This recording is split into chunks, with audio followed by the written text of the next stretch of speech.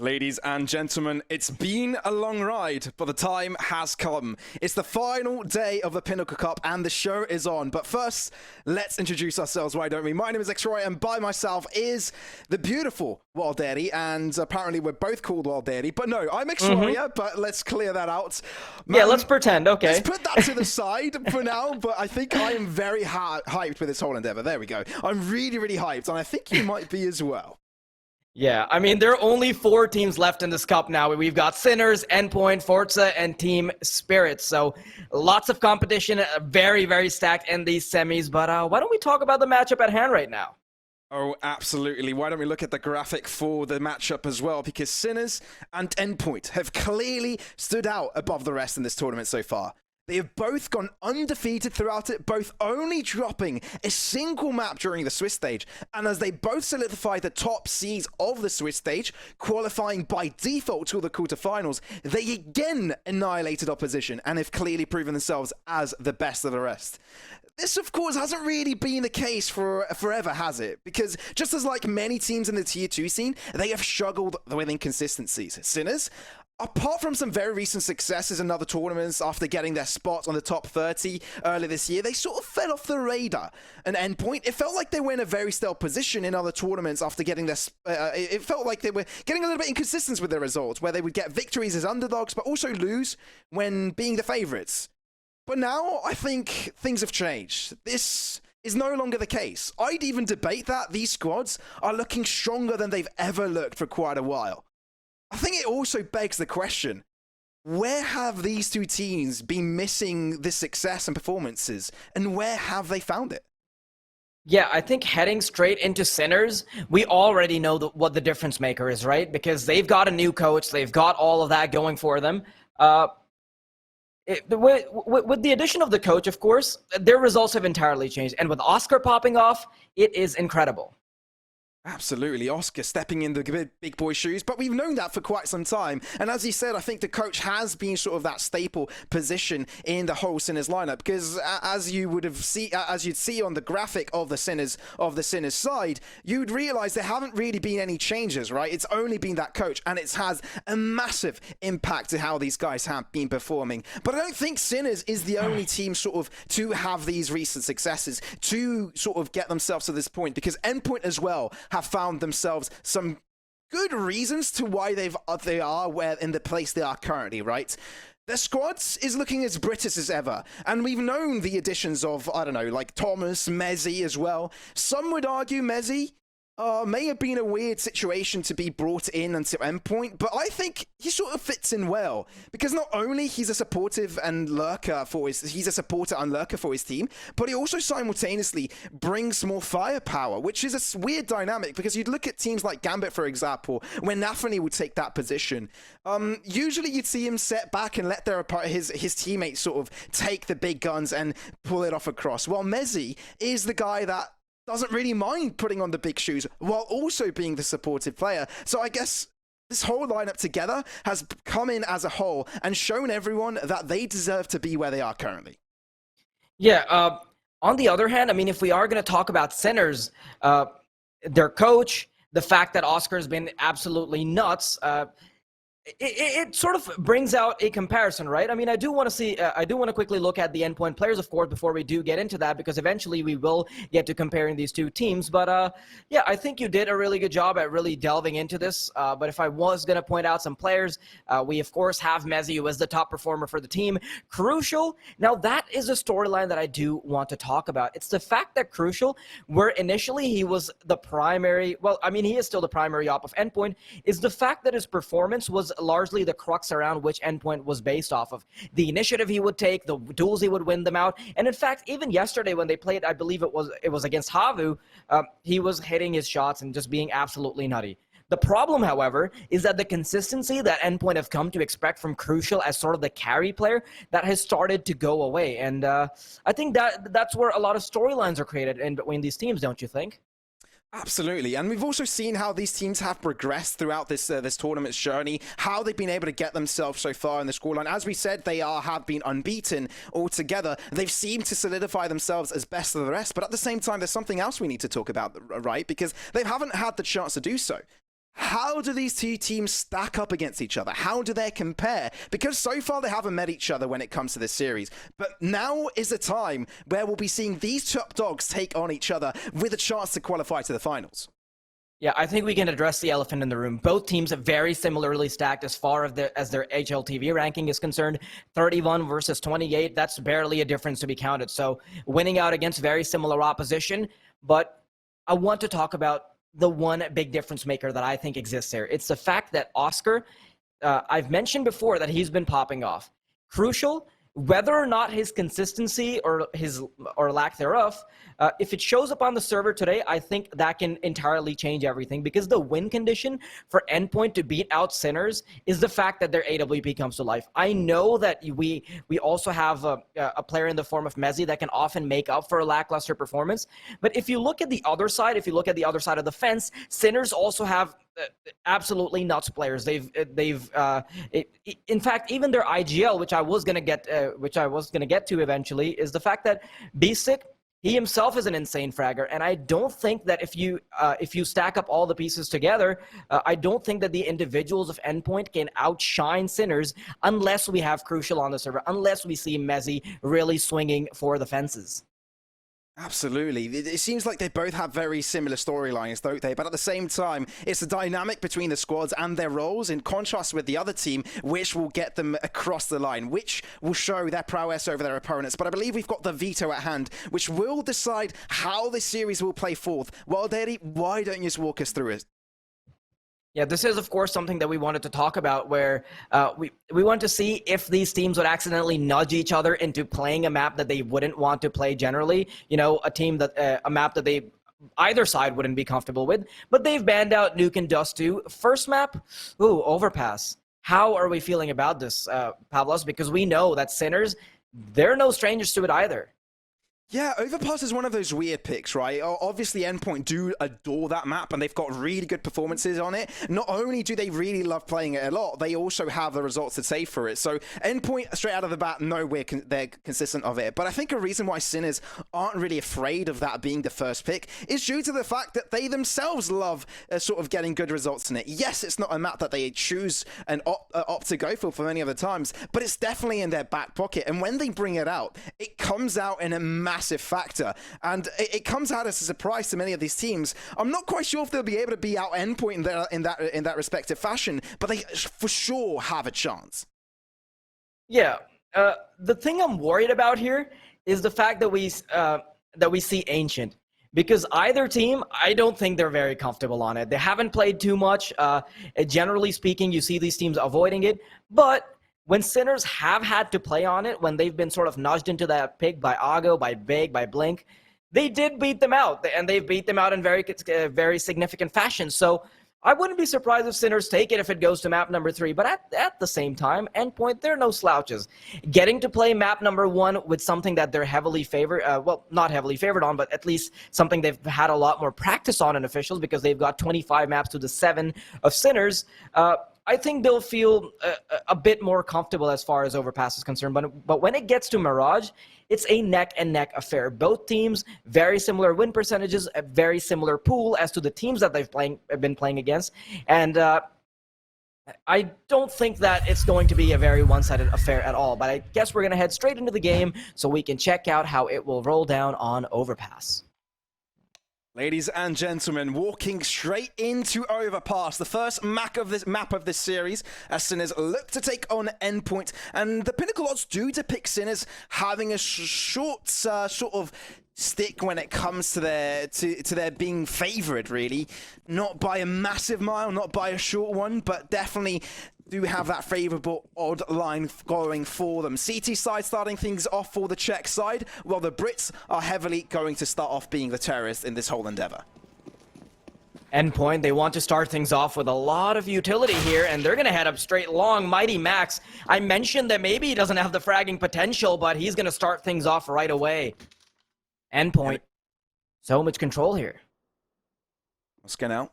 All by himself in this angle, no reinforcements as his teammate has fallen, but will hold down the line nonetheless. Peeks through, first shot coming out, goes for the second one, but no, won't get shut down. Mighty Max still on that angle, waiting for him to go for the push, but no, Surreal closes up the gap and is able to jump over Oscar to give themselves another kill in the bag. No longer being a menace in that regard. Spread out across the map though, Endpoint do have control of the connector, therefore wherever they may please, they may go.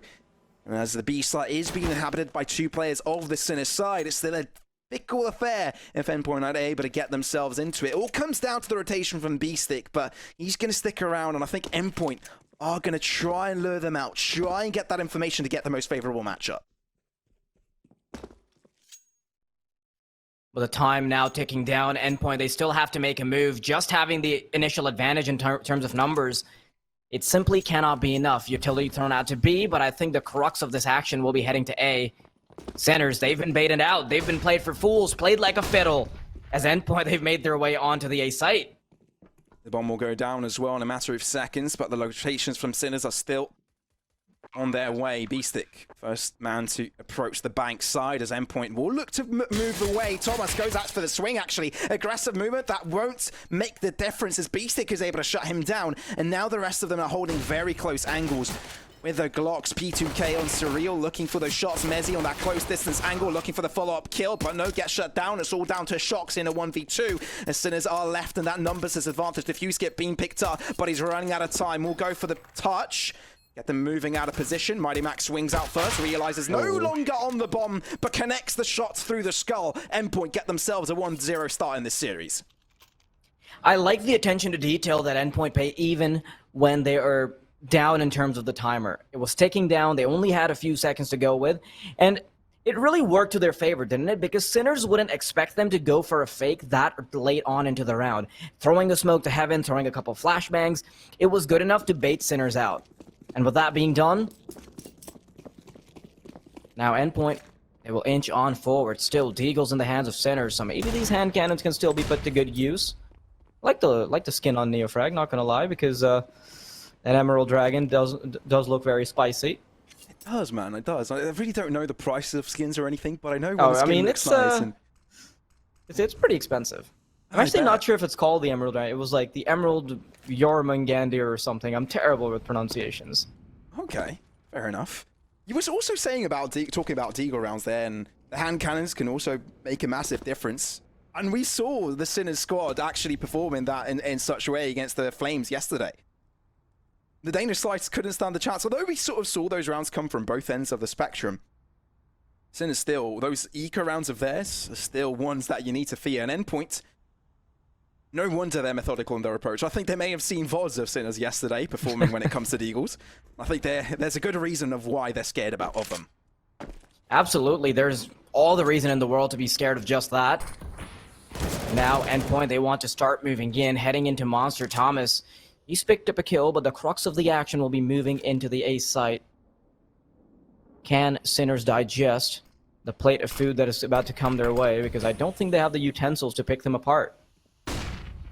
Whatever meal is being cooked up by Endpoint is now being prepared by the chefs, and Mighty Max is the sous chef in command, getting the second kill, the follow-up on this take. And Sinners, there's nothing really much they can do about it. Losing 2 players without doing too much damage onto the opposing side. Although Thomas, he's pretty much a breath away of falling. He's going to hold down his ground more onto that lurking duty in case they do go for the save angle towards the T spawn. But apart from that, they're being picked apart one by one. Endpoint, they're not taking any chances. They know this is the semi-final spot.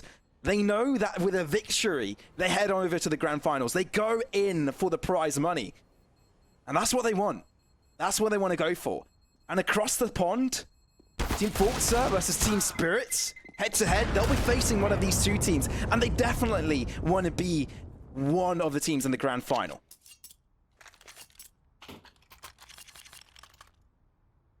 This is already a pretty strong start for Endpoint, the way that they're playing this out. And it's a lot more methodical than the kind of pace we've come to, well, the kind of pace we've grown accustomed to. Perhaps we should have expected it because Endpoint, they're no strangers to Overpass at all. I mean, they've played it 25 times just in the past 3 months, and that's not even counting scrims, that's not even counting practices. So, lots and lots of practice going into this. Sinners, they still have a few Deagles going their way. Should be a throwaway round unless Endpoint can managed to mess it up massively. But this 4-man commitment into toilets, this could be something that Endpoint run into like a wall. Yeah, but so far the theme from Endpoint was to scout out player positions. So far they're going for the same thing again. Not really setting the precedent towards that top garden side, but Mighty Max, look at this angle. Flash out, nearly perfect. But in the meantime, Shock pushes through, gets one into Surreal. Zedko, oh dear, kills off his own teammate. That's the wrong player, man. Oh, doesn't quite work out for Sinners. I like the idea, but the execution, sort of weak. I mean, the execution was there. It's just that he executed a teammate. Oh, that's unfortunate. But now, we see Oscar picking up his signature weapon. We see the M4s coming to light. Shock with his AUG. This is where the action actually starts to happen, Pavlos. And being the semifinals, I wouldn't expect any less. Early Molotov being deployed by Sinners to stop Endpoint right in their tracks, but they'll be using a smoke to cross. Mighty Max and Mezzy, they both have Mac 10s, and they still want to take control of Connector. That smoke and might have telegraphed their position, but it's of no use. Mezzy, unable to find anything just yet. Crucial with a very important entry frag as he's taken out the opposing operator, and he might be good for seconds. Sinners, they're pushing through. Beastic putting a kill onto Surreal, already pushing forwards. Crucial, able to shut him down. Aggressive movement from Sinners, but they don't expect Neofrag. 2 players making their way out of Connector, able to deal with the onslaught. Now needs to position for Party, but Mighty Max, oh, he's late with switching the weapon. Neofrag straight back in it, double that up. Mezzy is down. Neofrag, what a beast, and draws Endpoint now to 1 player. That was so unfortunate for Mighty Max, the way he tried to recover the AWP. I'm actually not sure why he would go for that off, because there was no information on the player crossing over, and I think he got a bit too comfortable there. He had plenty of time to intercept him with a rifle, but oh well. Sinners?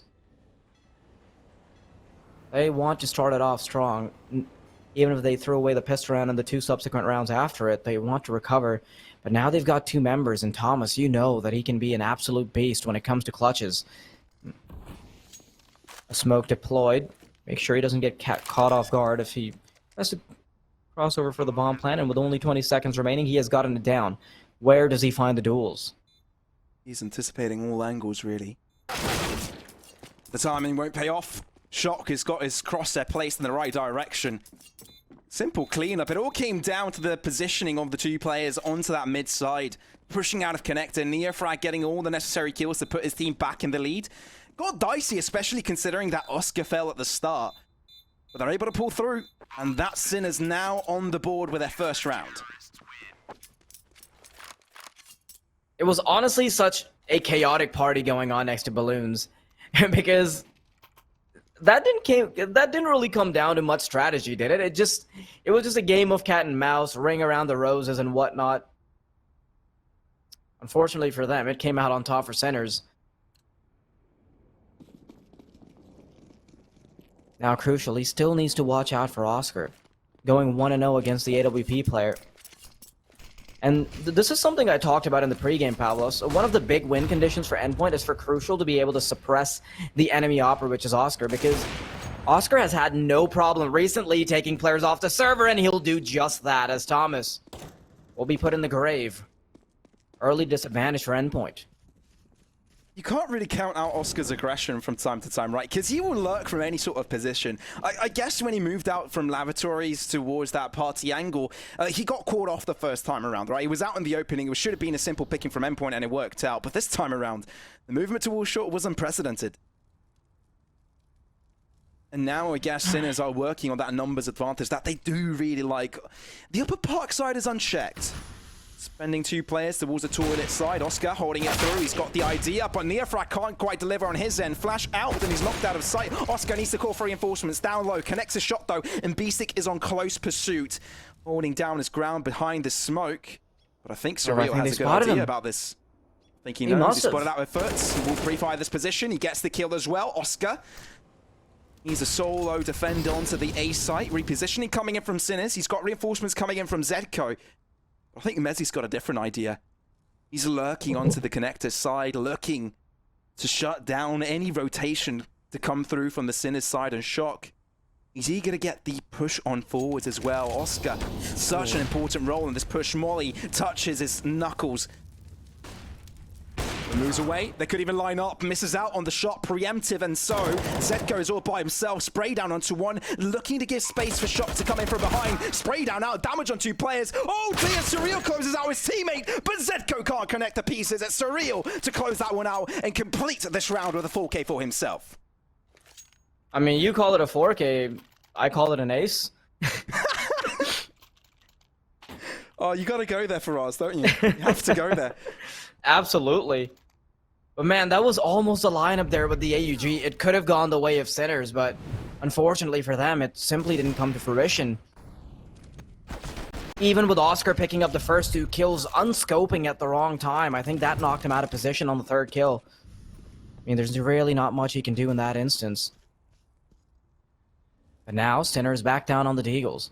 They haven't particularly had a great start to Overpass, and this is something I really want to see, Pavlos, because so far, Sinners have had barely any competition. You mentioned that they only dropped 1 map in the Swiss stages, and I also need to point out that they've not lost a single game in the past 10 games that they've played.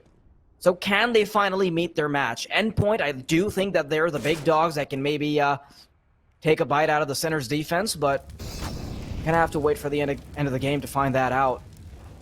Endpoint slowly progressing on A. They still do have to get past these silver pistols, but it's a matter of whether or not they can do it within the time. The bomb now making its way towards B, and it should be relatively uncontested. Well, never mind. They're rotating in now. Yeah, Thomas's lurk, though, I think will pay off nicely. Unexpected position, really, as he snuck himself in a quiet manner. Oscar, though, very close to the site. Crucial, not sure if he spotted him. Yeah, I don't think he has. Now he will, and he won't be able to do anything about it because he's dead. Oscar, he's just buying time for his team to approach. Bomb hasn't quite gone down yet, but although they will allow them to do just that now. Beastic on hot pursuit. Shut down instantly. Thomas able to deal with him nicely. Surreal as well. Shoots them down as if it's a lineup party. And Endpoint continue with their winning ways.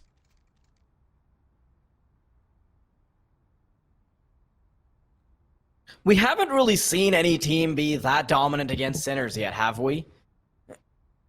There have been very few instances where Sinners have even had to come back. And I know it's pretty early on in the game, so it wouldn't really be considered much of a comeback, but Endpoint are showing the makings of a team right now that can suffocate Sinners.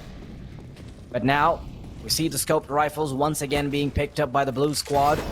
Endpoint, they want to continue the streak, and Mighty Max's opening frag might just do just that. That's the AWP player being taken out of commission. Oscar being very unsuccessful so far.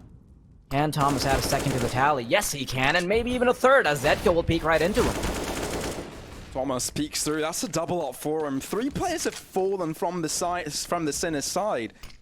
The Czech squad, there's nothing they can do about this. The Brits well in it. 5-1 on the scoreline, and it will be increased to a 6-1 situation. Prior to, I think a couple of rounds ago, when Endpoint were able to bounce back after that loss after Sinners, I think the odds flipped in favor of Endpoint. And I don't blame them, really, getting such a good start on the initial map of the series.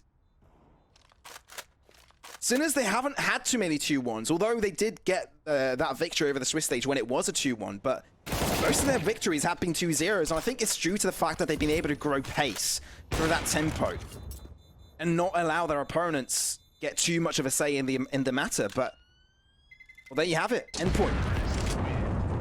They look good, and that's going to be a 6th round in the bag for them. I think good is a heavy understatement. It's not even like Oscar has had to consistently go up against Crucial, and we get to see the AWP duel that often. We only saw it once. Everything else is just an example of Endpoint's riflers outshining Sinners at the moment. And when we referenced it in the pregame, we talked about how the individual skill from Endpoint might be weaker than Sinners, but it doesn't seem like that right now, does it? It's not like Sinners are able to win out their individual duels. They absolutely do not look like it at all. They don't. There's pressure inflicted onto Sinners right now. Mm-hmm. I mean, it is the semis after all. Yeah, one win leads you to the finals, and oh boy, it's still a tough road ahead, regardless of who wins this game.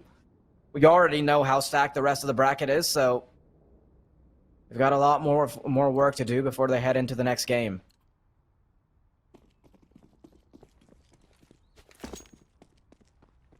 Small buy coming out from Sinners. It's a bit of a shaky round for the Sinners side currently.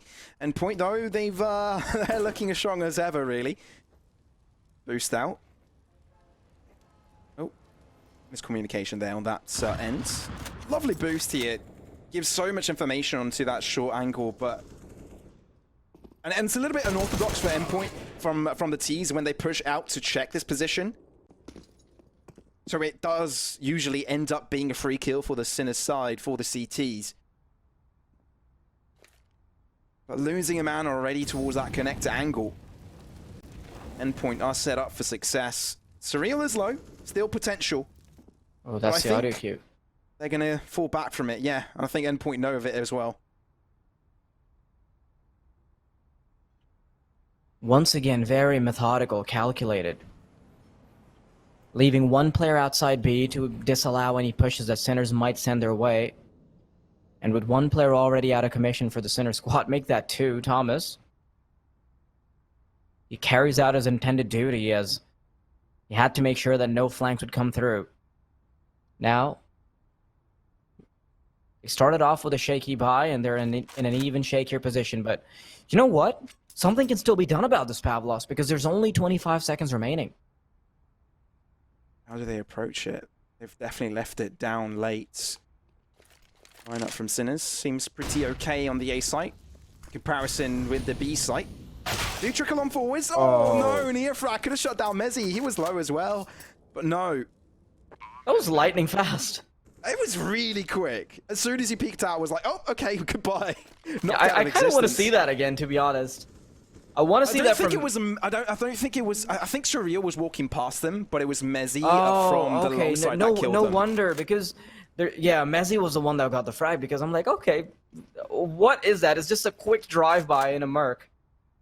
Yeah, it was How weird. does that even happen? Yeah, not Surreal. I think... yeah, actually it was Surreal, because Thomas is over onto the playground position. But...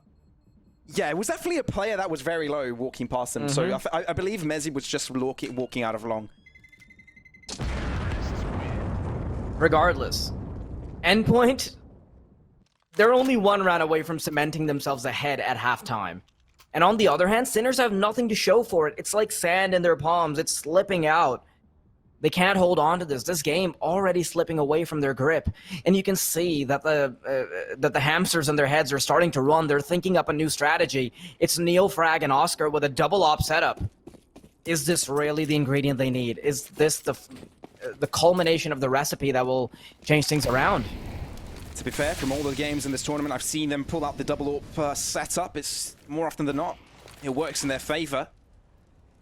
Of course, it all comes down to those initial picks. Sinners, they've shown good prowess when it comes to the latter stages of the CT side, when economy has been built up on Overpass. They haven't quite pulled up ahead yet. They haven't quite squared enough rounds in their favor. This is sort of where they started showing their advantage over against Copenhagen Flames, but now against Endpoint, they're not really given a chance. Zetko moves out of it, opens up the door. So the audio cue won't be given away from Endpoint if they want to check past. Scratch that, it's been closed again. They got bamboozled. But look at the movement coming in from Thomas straight onto the site. Moves back away, gives a lot of footstep noises, which does put Shock in a weird position. It might actually bait him into that long angle, but I think that it's a mini fight that Thomas didn't really want to take in that instance. Wanted to see if he can catch them off guard. I think Mighty Max will want to go for something similar. Gap through the smoke. Shock wants to capitalize through it, but no. Not given the chance. 40 seconds on the Endpoint are still lingering. They want to head on over to the B bomb site, but because Sinners cleared it on early... Stick? He heard the movement, but Mighty Max is able to deliver quick enough. Good repositioning of the crosshair. Neofrag will hold his ground onto the other side. That's a Crucial, backpack? spotted Shock's buttocks. To shoot it, Shock has got the lineup right, but Crucial is able to deliver with the AWP. Zetko as well chimes in, pushes through for a second one. Mezzi able to deal with Oscar, and Zetko is down as well. Nearfrag all by himself. One found, meaning there's one left. 10 seconds remaining. The bomb has to go down. How does Nearfrag pressure on top? Does he find the angle? No scope from Nearfrag. Gifts the round to Sinners. I mean, I guess you could say the double op setup worked, or just the AWP in the hands of Neofrag. But what a way to stop them from getting to the advantage on halftime. And Neofrag, what a sick play from him. It's got to be one for the highlights, right? Because, well, that was a nutty no-scope. Not only was it a nutty no-scope, I think it's their saving grace into this matchup, right? We talked about them having a double op setup. It's a heavy enforcement of the buy. Big investment, really, and losing out on a round like this, that's not where you want to see things going on. But it didn't only come down to Neofrag, right? Zetko, with 2 kills onto the site, was able to deliver, square things up a bit, but also at the same time, delay the push of Endpoint. And that put pressure onto Mezzi on that clutch, which is where Neofrag was able to come up on top in the end. Mm-hmm.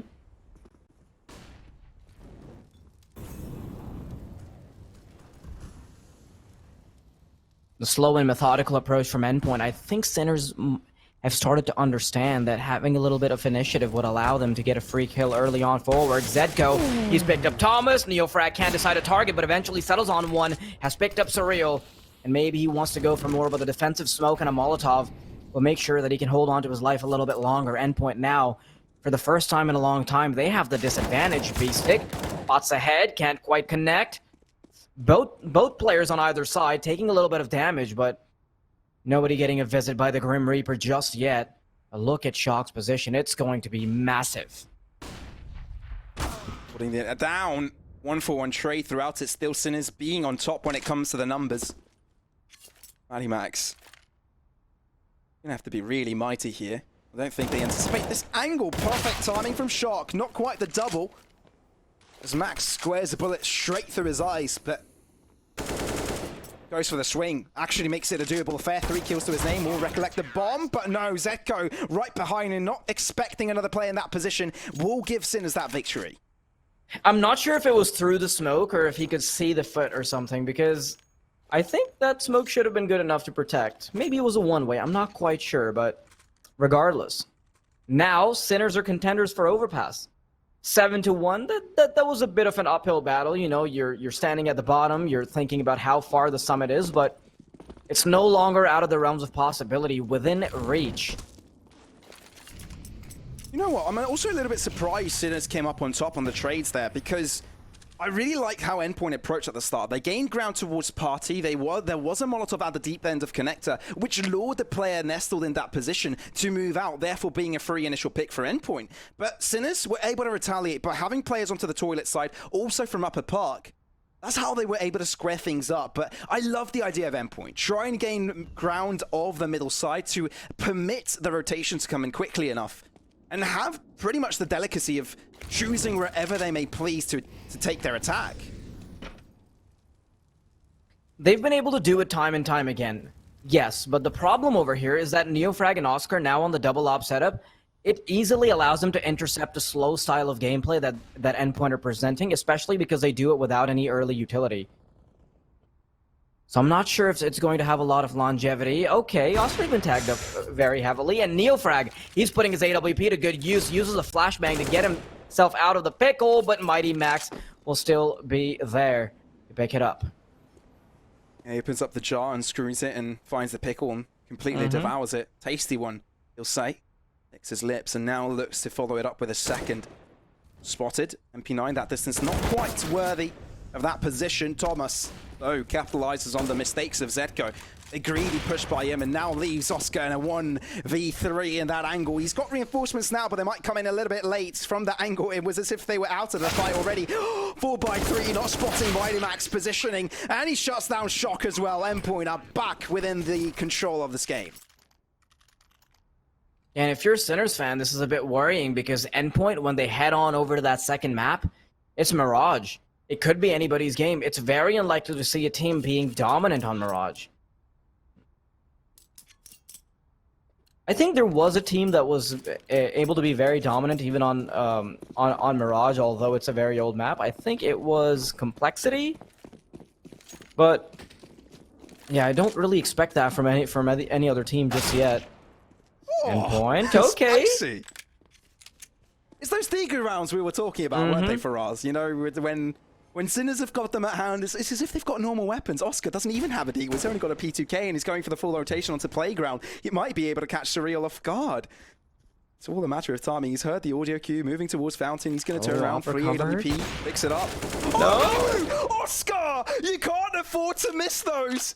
The pressure got to him, and Surreal picks him up, and Endpoint, well, crisis averted.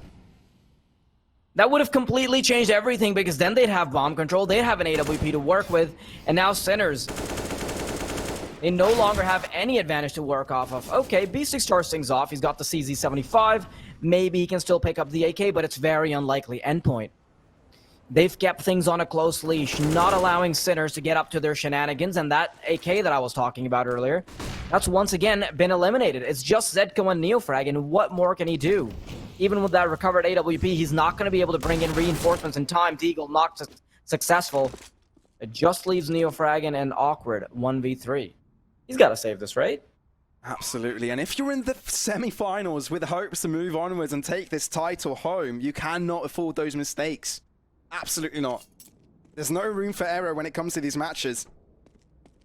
And Oscar will feel that. Absolutely.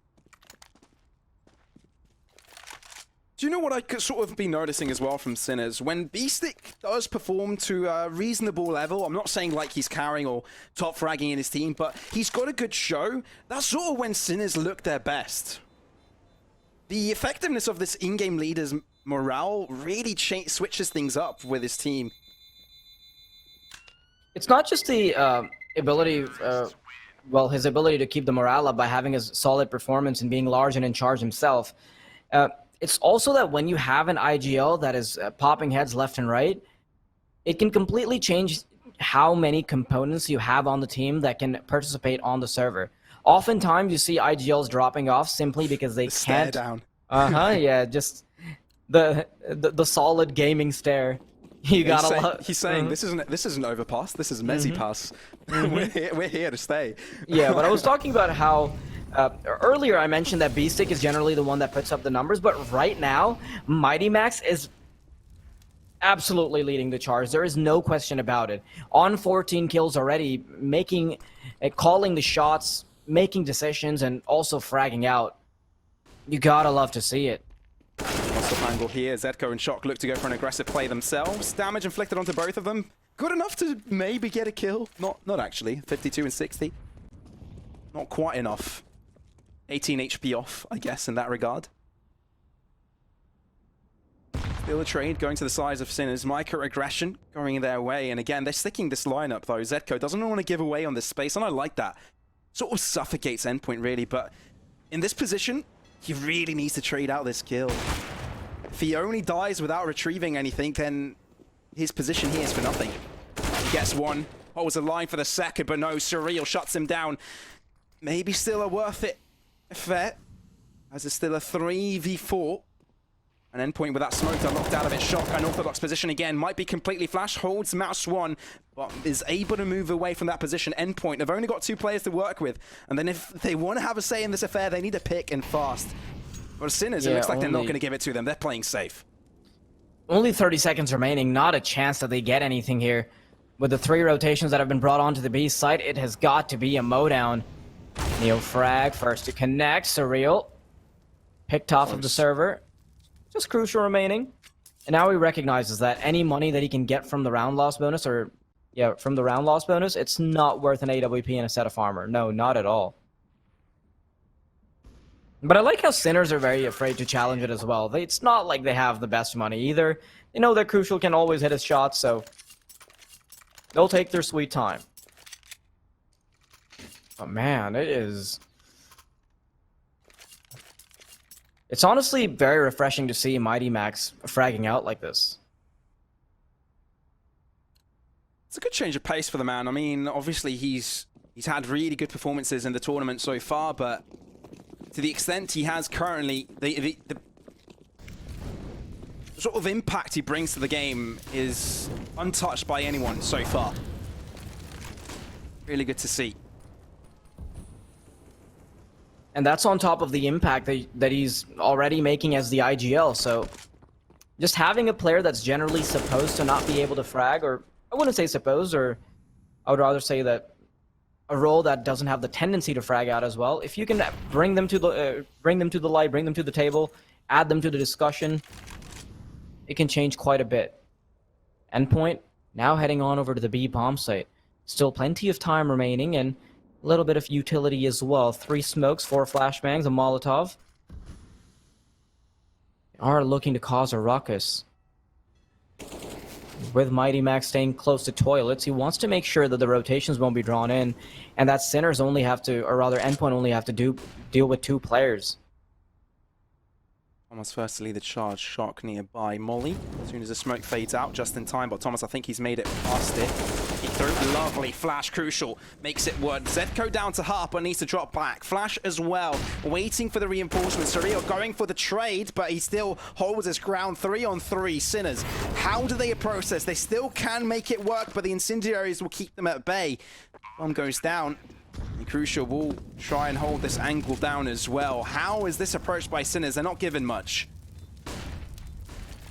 So much utility to hold them off. These early 2 Molotovs have wasted a lot of time, but B-Stick, he's got the opening frag. Mezzi and Crucial, they have to hold on to their horses. Mezzi with 2.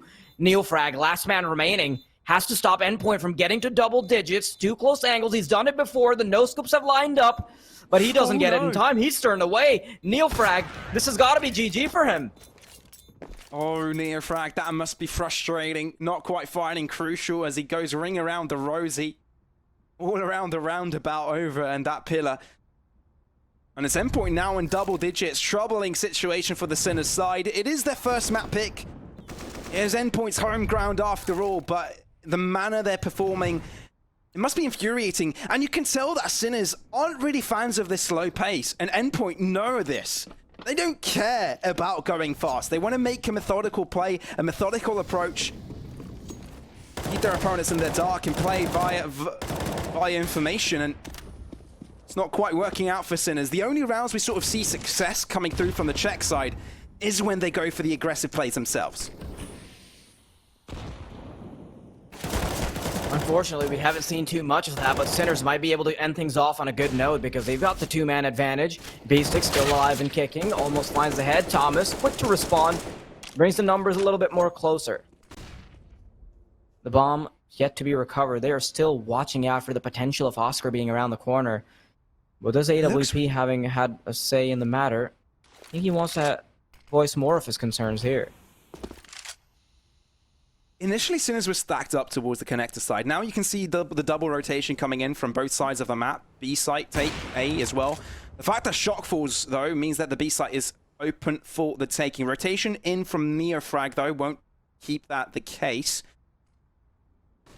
But now this is difficult. 3 players on the CT side. They need to spread them out. If Thomas can find the initial kill on Zedko, that would be detrimental to Sinners, and it will be.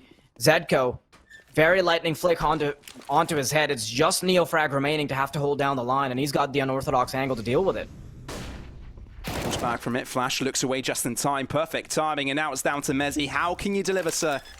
Will this be a Mezzi pass situation again? Peeks through, first shot, 13 seconds. Waits for the other one. What a one-tap to give Endpoint the 11th score line right at halftime. 11-4, and Endpoint are looking sharp.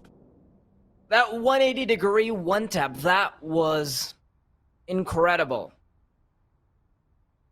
Not a round that Endpoint should have gotten. They had 3 players on the center side watching like hawks, disallowing any pushes from Connector, but that little mistake from Zedko to be aggressive. No reason for to go for that. Simply works out in their favor. The way Endpoint have been performing, I'm not surprised that the Pinnacle odds started to favor them. It's honestly a very troubling sign if you're a Sinners fan. To head on over to Mirage, it's scary. But Sinners still have a shot to turn it around. If you're going to make a comeback happen, the terrorist side is where it's at, but Mezzi won't be allowing it. He ended the first half on a good note, and he's starting off the second half on a similar note. 4 kills in a row without dying. Could also voice it like that, Oscar. Chimes one in, but Surreal, quick to respond. Maybe a menacing situation, but the mid area of the site is going to be where the action goes down. Mezzi delivers on 2 ends, making that a 3-kill affair for him. And Mighty Max looks to put the finishing blow onto his opponent's Endpoint. They're not giving Sinners an inch, and they really wanted this pistol round to get themselves back into the game, but that has just been denied. Yeah, and that was the one of the win conditions for map number 1, right? If you've already let it get down to that point, if you're being completely thwarted, if you've allowed double digits on the CT side, you at least need to get the pistol round. You know, bring it a little closer, make it more palatable. 11-7, a lot easier to digest than something like 12-4. But now that they've got Deagles, they still have one last shot to turn things around. I mean, yeah, they do get gun rounds after this, but the lifelines that they have, they're starting to run out. No insurance policy remaining if they end up losing a couple gun rounds. Just too massive of a lead for Endpoint. Right now, Sinners would have to completely shut down the economy of Endpoint and play off of momentum, just snowball it into a few more rounds, but that is a reality that, unfortunately, I cannot foresee just yet.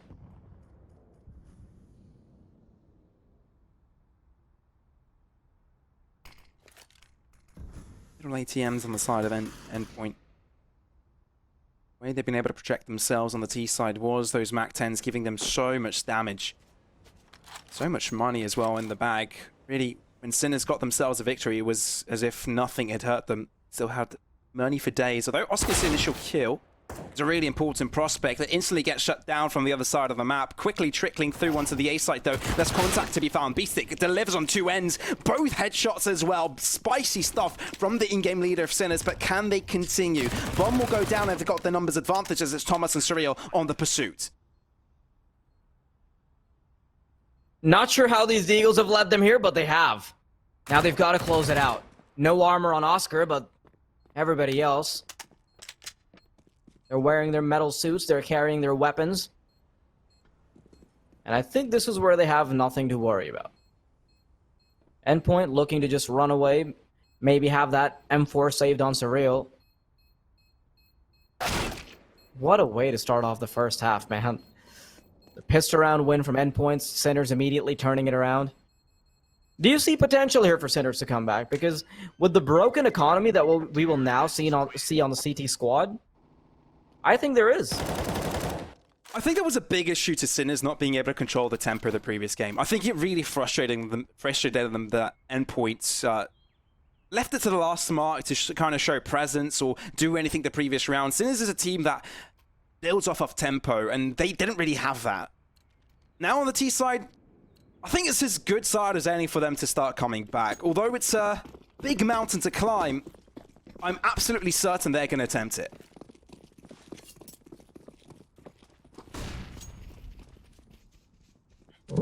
This is the first step that they're taking. They've gone up the first flight of stairs. They have maybe 7 more to go. And Endpoint won't be looking to make it easy. At least this ends up working out in their favor. The way Endpoint are positioned right now with a gamble stack on B, only 1 player remaining as the scout on the A site. The numbers heavily favor Sinners. And you can see that Endpoint, with no early information being given to them, they're starting to scramble. Maybe have some more of their resources go back to the A site. Mezzi's in for a world of hurt. Absolutely, his initial patrol did spot them out, but now he realizes he's a dead man. Beastic, first to lead the charge, leading his team into the A site. He will even go deep into the toiletries area. Maybe we'll look to get some toilet paper as well. He's been missing out on it for quite some time. As soon as they want to clean themselves up and get ready, look good. They need to look sharp to close up this gap. It's quite a big one. But as he said, step by step, that's how they can perform. I think Endpoint like the fact that they've got most of their players still alive. M4 still at play for Surreal. Kevlar across the board. They know that the next round will be an eco. There won't be an enforcement of a buy to come out from them. So they still know there's potential for them to do damage later on. They don't mind it at all. The gamble might have not worked out for them, but they only lose 1 player throughout the process, so they're pretty okay with it.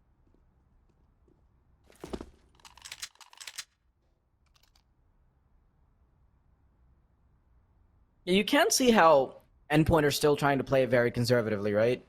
Save your weapons, save your armor, save your souls.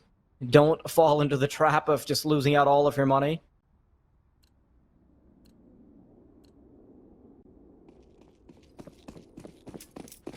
At least they've got a second shot at maybe turning those pistols around, but Sinners want to power on through.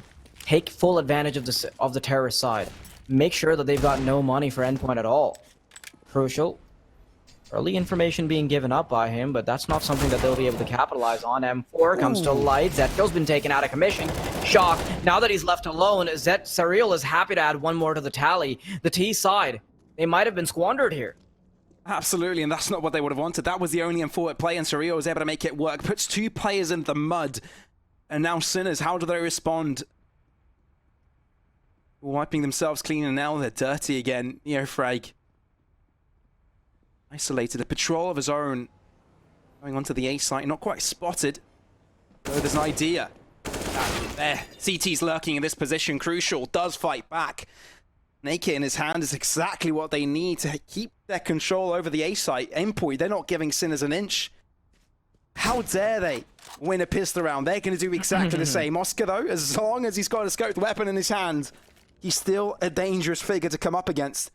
And as the A site was fairly clean for a couple of seconds, and some rotations from Endpoint to come underway, which split things up for them, perhaps make things easier for Sinners. Yeah, but there's only 30 seconds remaining, so not much chance to check out the angles. Surreal, will he be spotted by Oscar? Doesn't quite have the weapon for it. Surreal's third kill is on the tally, and Thomas will add one more. 13-6. Endpoint, they might have just brought it back in a similar fashion. Not going to succumb to the economic pressures of the CTs. The boys in blue take it away with just a few pistols. And keep in mind, that comes off of the conservative decision-making in the previous round, where they save 4 pistols. They save 4 sets of armor because they want to have a second chance. Instead of just banking on the exit frags, make it a little bit difficult for Sinners, no, they want to have a full chance at getting it back, and they've done just that. Now, Sinners, with few lifelines remaining, completely digging into their wallets, is just AKs and an AWP with lackluster utility.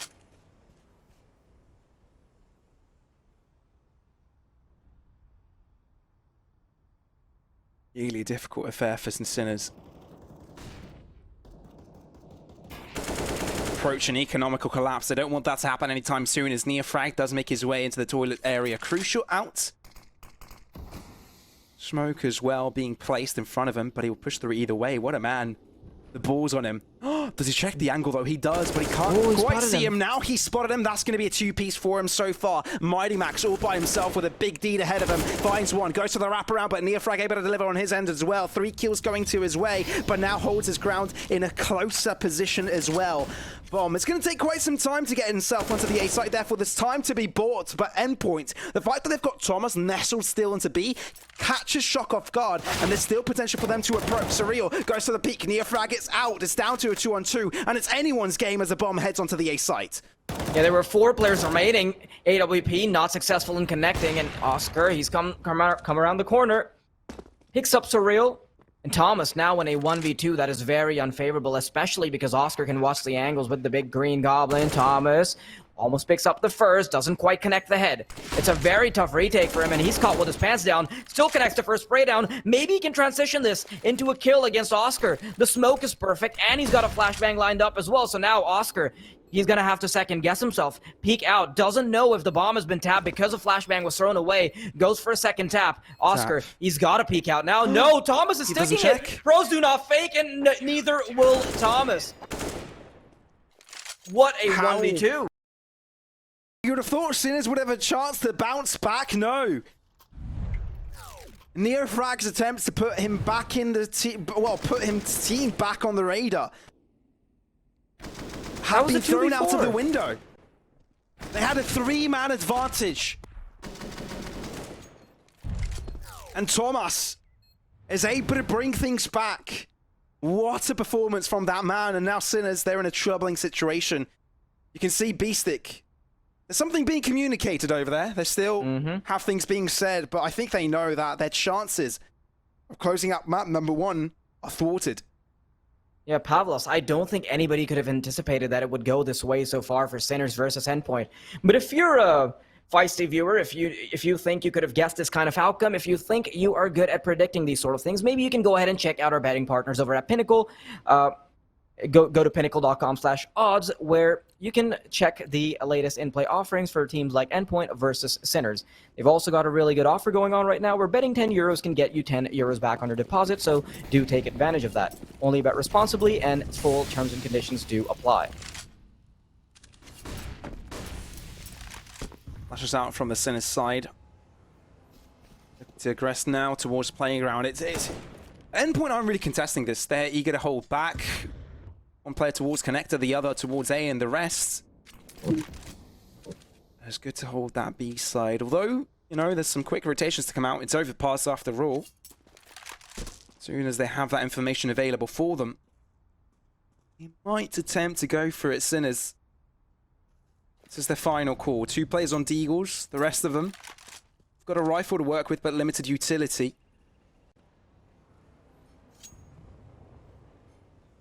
Ezzy, the man with the most aggressive position from his team. Won't be catching anyone out for now, but the reposition from Endpoint means that they at least have a player checking the upper park side. Mighty Max now. He's got this lineup aware. He knows exactly what is going on. Neofrag, though, delivers towards connector. Now, they can hinder their movements. They can mask their approach. But no. I think they made the decision. They're heading right onto the A site. Crucial hitting his shots will be so pivotal because Mighty Max is entirely relying on his position. Mighty Max has to greet Zetko firsthand. Red carpet rolled out.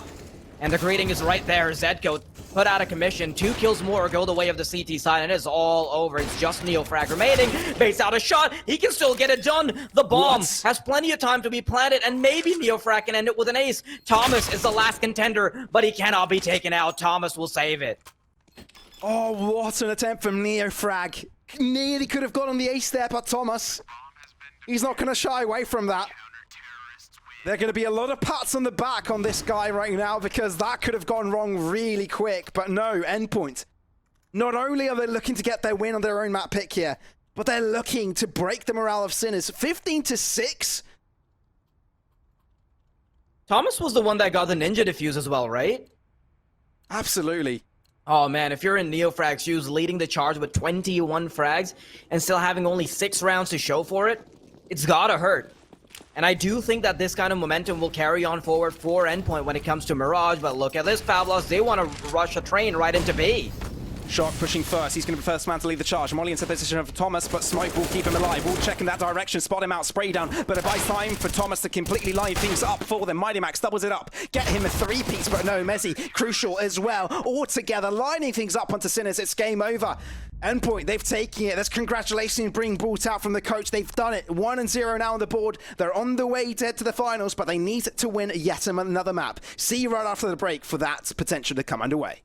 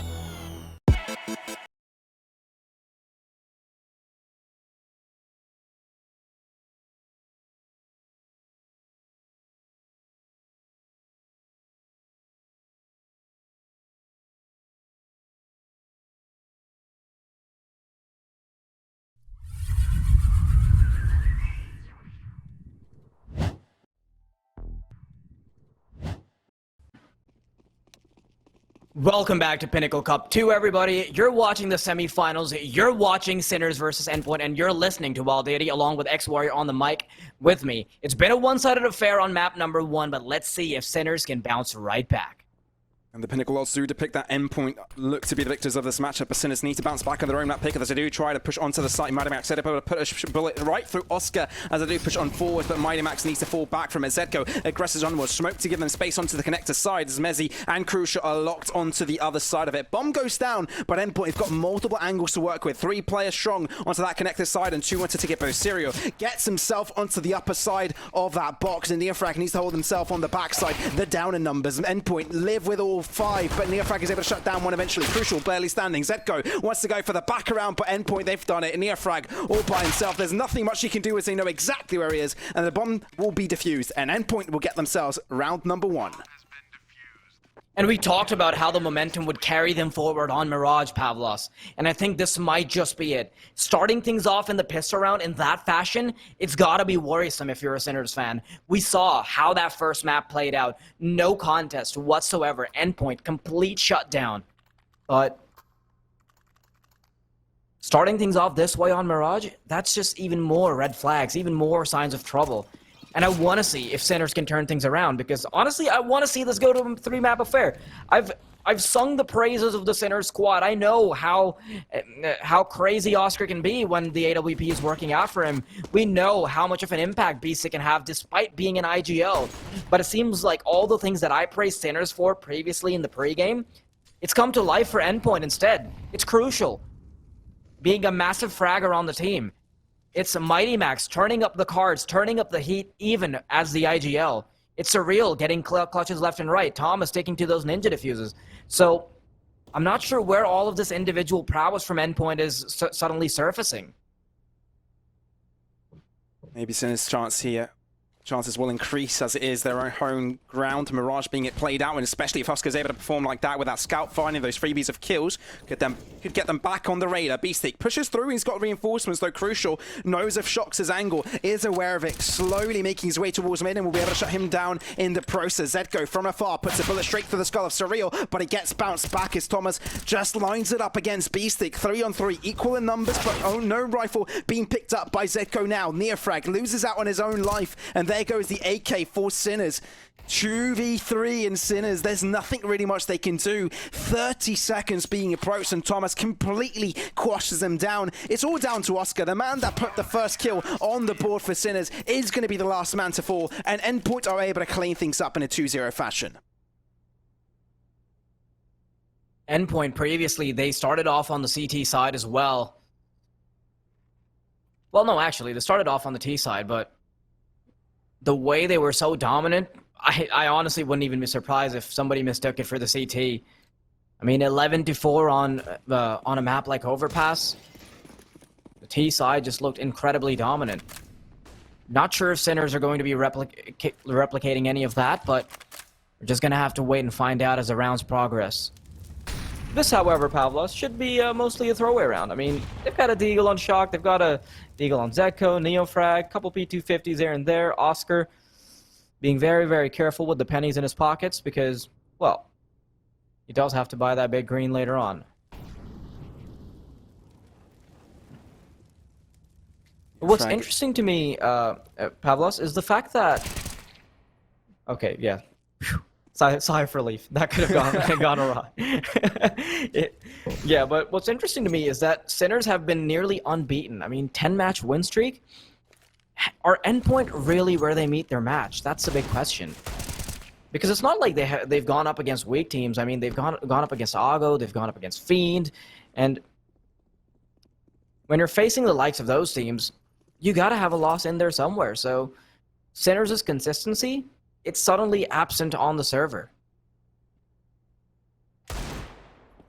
Maybe slightly unfair to judge when they've only got Deagles at play, but I think in the grand scheme of things, you might be right for us. I think things gotten tough for them. Endpoint challenging them, and they've played their cards right. Although Sinners, talking about cards, I'm going to suck that sigh of relief right back in. Uno card going on for them, and it's a big surprise to Endpoint as they're drawn down to 2 players. No timing for Zedko, though. Thomas is able to catch him off guard. Not quite the finisher. 1 bullet required to close them out eventually. It's a bullet to the head to do just that, though. Beastic, he's got the bomb now heading towards the A site. We'll get it down, but what can he do? He needs a moment of excellence, but he won't be given that opportunity. Thomas takes him out, and it's a 3-0 endeavor for Endpoint. Did get a bit dicey there. I mean, those deagles suddenly came to light, but Endpoint won't be allowing it. And it seems like Sinners haven't really been up to their shenanigans. We've gotten used to those deagle rounds coming up to light. We've seen how many punches they can swing even when they're down in the dumps, but it's not the case anymore. Maybe Endpoint are the Titans that they simply cannot bamboozle. An AWP on the hands of Crucial. Maybe we get to see a spicier op-v-op matchup this time around, because honestly, Overpass left much to be desired. I wanted to see that Oscar versus Crucial head-to-head, and I mentioned it in the pregame. It was one of the things I was looking forward to the most, but unfortunately, we didn't get to see too much of that. Maybe Mirage is a change of pace. Maybe it is, but it's a buy round for sure to show us if that is going to be the case. Limited utility when it comes to Sinners' attack now. Mirage inches forwards, smoke to dissipate, and he finds the first kill. Mezzi finds a bullet straight through his nostrils, and now there's nothing he can do about it. Falls down an Endpoint. They have to act in a numbers advantage, no longer having a man nestled into a mid position. But they're trying to find an advantage elsewhere. Crucial. Aggressive angle. Oh, swings out. Not quite an aggressive flick for him. Not quite accurate in that regard. And has to drop back instead. Information, though, from Sinners, knowing that there's eager placement from the Endpoint side on that A positioning.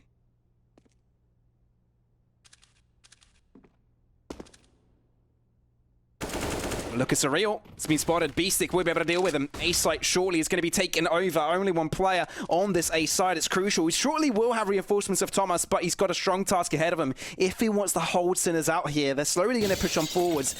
Zedco makes his presence known, but quickly shut down. Looking for the bump on the smoke, fades out onto the connector side. Oscar takes a lot of damage. Is able to find the kill, though, as he stays alive. 2v3, and the advantage holds to Sinners. Maybe Crucial can find the shot, but Oscar will be taking this duel home. Mighty Max, 1-on-3. Maybe he still wants to make a dent. Spots the elbow. And I think Beastic knows now. He's trying to bait him out so that Oscar can lap up that kill. Being very careful with how he approaches these angles. But you know what? That wasn't just a regular bait and switch setup. There was a third bait in the process. Just keep adding layers to the bait. You know what, Faraz? This is very reminiscent of the first map. 3-1. That was exactly the scoreline at this stage of the game, but Endpoint were able to bounce back. The focused faces, I like this. The coach not really saying too much. It's the players that have got something to say about it. They've lost that round and now will fully buy up to see if they can bounce back themselves. We haven't really seen too many deagle rounds for Endpoint, really. Usually they be the ones having the economical prowess. But if they can perform with these, then I think we've got clear favorites in this series.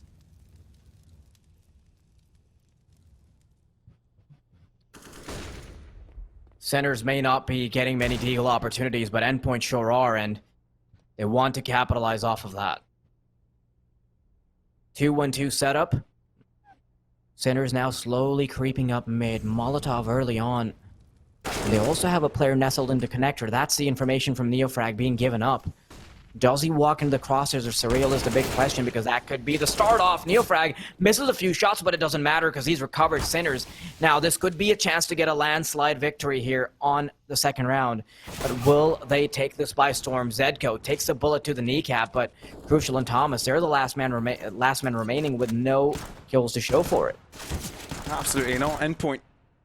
I think they still have a hand in this, although the fact that Thomas falls so quickly, there's nothing they can do. Beastic is able to quash him. And Sinners, they're looking to square things up here. 3-2. One away from the equalizer. But it's definitely a lot more comfortable than it was over and Overpass. And considering this is their own map pick,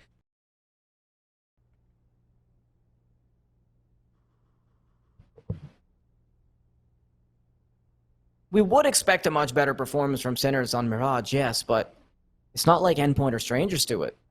They've played it plenty in the past 3 months. In fact, they might have even played it more than Sinners. I'm just going to quickly double check on that. yeah, just more. Yeah, just about. Just about. Pretty much the It's same. 25-21, right? Actually 21-17. Okay. But still, very close in that regard. Endpoint still favored within the odds, but we know that it's anyone's game. If Sinners are able to collect this map, it's down to Ancient, and we know that Ancient is a map that these two teams aren't very well traversed in.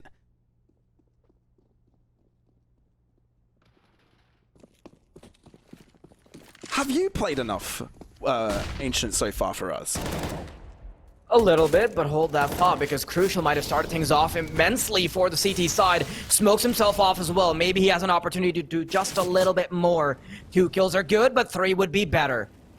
The information on Palace reinforcement not available. Crucial single-handedly being a menace. And this vantage point that he's created for himself, courtesy of the smoke, it can be destructive. Catches the player in Palace as well. This could be the ace, but it doesn't matter because he's done all the work. He's done the heavy lifting, and all that Surreal needs to do is toss over a gust of wind. I think Crucial's given us a really good explanation to his name. When the moments are crucial, that's when he performs. Wow, I kind of took a chill approach on that round, seeing that there was only one rifle into the hands of Endpoint, but Crucial just pops off. Zedko was the only man to get a kill throughout that process, but he was quickly shut down again. Repositioning twice comes in from this man. You pointed him out in the pregame, and we know why. This guy is insane. And he will shine in with the AWP as well.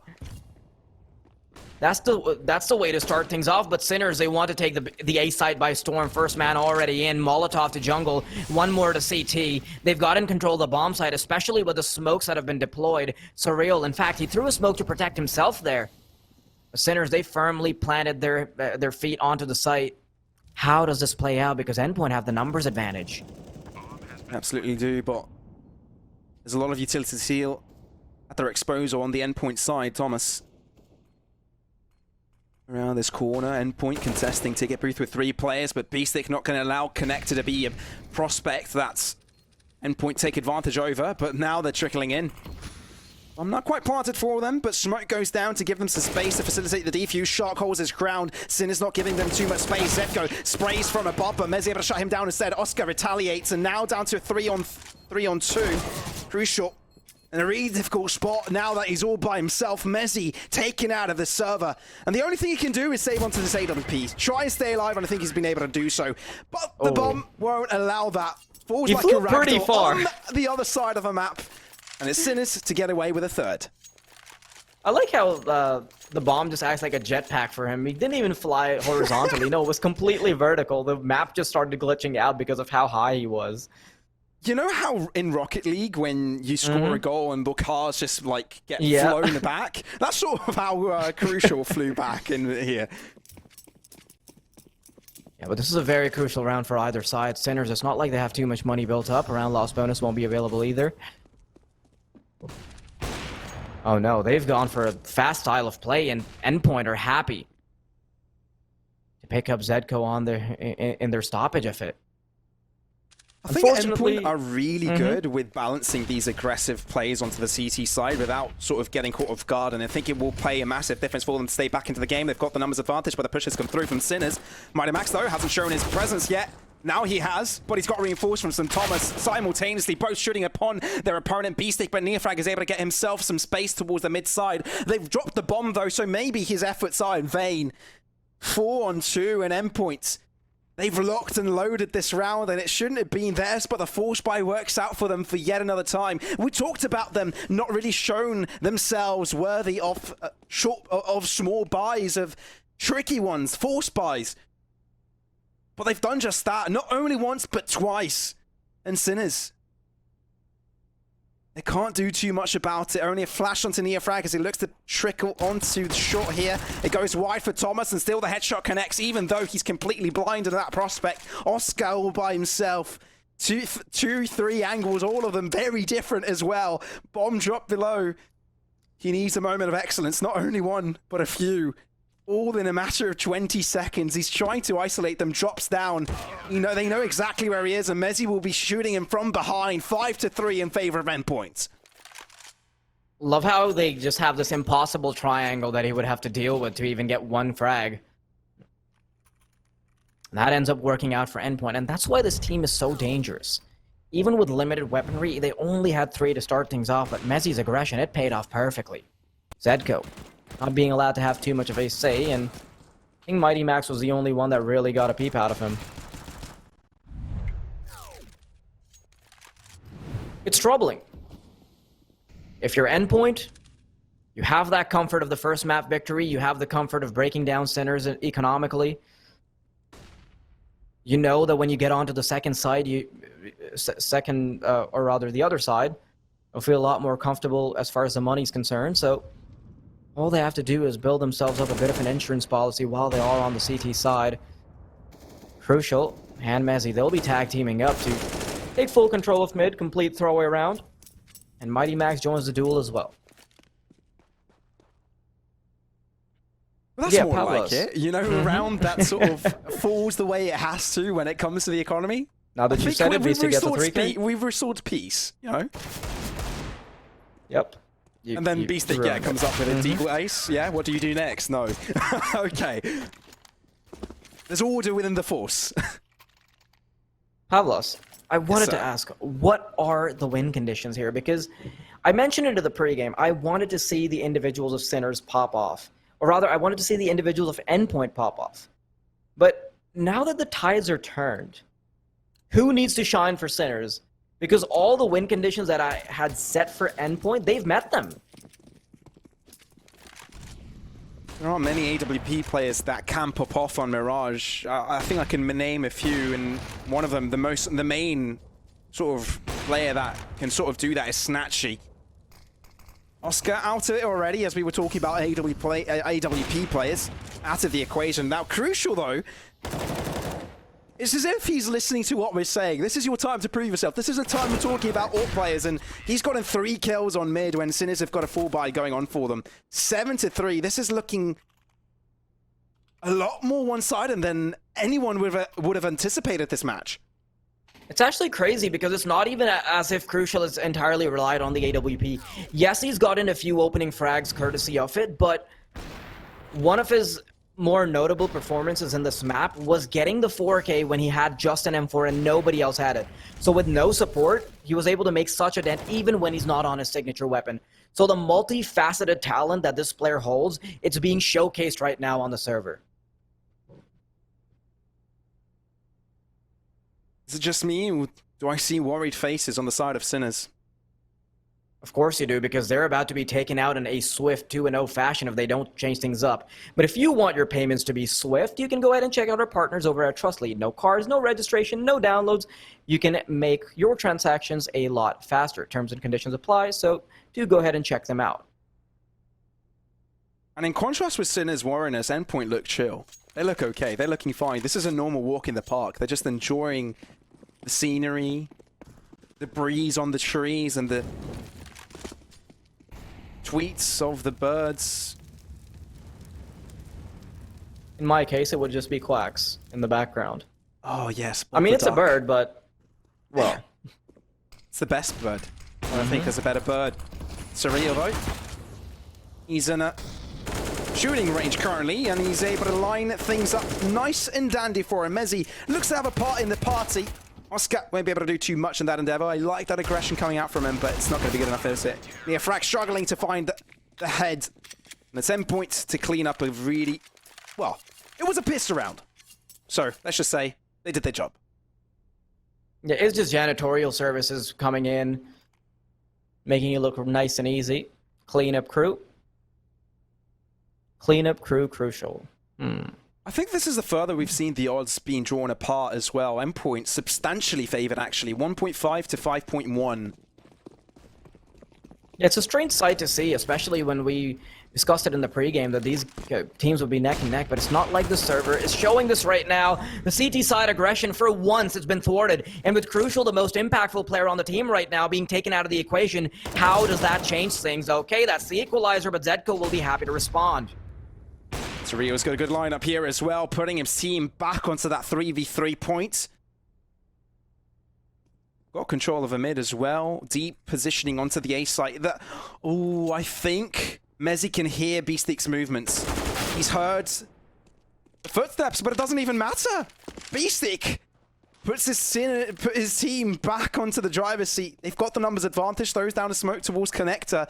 Now, that's the deep smoke. That could also mean that there's a player towards the mid side Endpoint don't have any information of. That keeps them for a contact play, but it's more of a fake, really. It keeps Surreal in that position, not knowing where Sinners could really come from. But in the meantime, I think what Sinners are planning is something on the other side of the map completely. The smoke does fade out, so they might have missed out on this opportunity. Yeah, I think I know what they're going for. Yeah, with Surreal wielding the Big Daddy gun, he's got to step into the shoes of Crucial as well. Heading over to B Apartments, Pavlos, this is about to be something crazy being cooked up. Only 20 seconds remaining. This could still go either way as long as Thomas can hold down the line. Molly's out, Flash as well. Thomas is able to look away in time, holding it down. Repositions, Zetko pushes right past him, but Beastic finds the finishing blow onto him nonetheless. Surreal takes a bullet to his arm, but he's still alive, still can save the tail, still can put bullets onto his opponents' bodies. Looks for the peak, but Oscar is there to retrieve it. 8-4, Sinners still in the game, and still not ready to lose out of it just yet. They're drawing it closer. We can see signs of life. But even that round, it was off of Crucial not being able to hit a very important shot. Some aggression didn't work out in his favor, and I like the fact that Crucial threw a wrench in the works. You know, he had aggression on A ramp, he had aggression on short, playing the rifle here and there, so it's very hard to predict what the next move is going to be. Sinners, once again with their underpass default, throw a flashbang to get early mid control, only leaving one player near top mid to avoid any sort of, early aggression from Endpoint. But that's not the style of play that Endpoint are going for anymore. Instead, they'll opt for something a little bit more passive so that they can sort of deal with it on their own pace. Mighty Max is the only one that might be getting a piece of the cake early on, but even he would be intercepted if he pulls the trigger too early.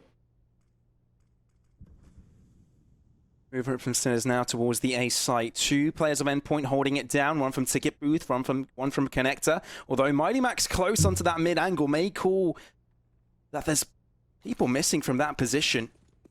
Smokes out, surely they will know. Zetko will be the first man to lead the charge as the flash will chime in as Zetko moves onwards. Smoke to block out jungle and Connector. Crucial blocked out of it. Surreal looking to hold this ground down. There's no gap through the smoke though, flashed out completely. Great timing on it, but Galil shots are missed and looking to move away, but Zetko does capitalize on it in the end. Neofrag on backline duty. It looks like it's going to be challenged by Mighty Max shortly, and Endpoint want to approach from two different angles, pushing on. Mighty Max wins on his trade. Now Sinners need to keep that backline aware, need to keep a player looking in that direction, while simultaneously having their attention towards Connector, because Crucial, he's got a really crucial angle with that AWP, looking to push through. Flash coming through from Endpoint, and Sinners are going to be challenged. Oscar, one does he peek out? Mezzi on the heaven, Shock able to deliver. Oh, they look to go aggressive, but Beastic holds his ground. Oscar looks to reposition, but the time is dwindled away. There's nothing Thomas can do about it apart from finding some finishing blows. Oscar is able to shut him down, and this round is going to the Czech side. Sinners have taken the fifth.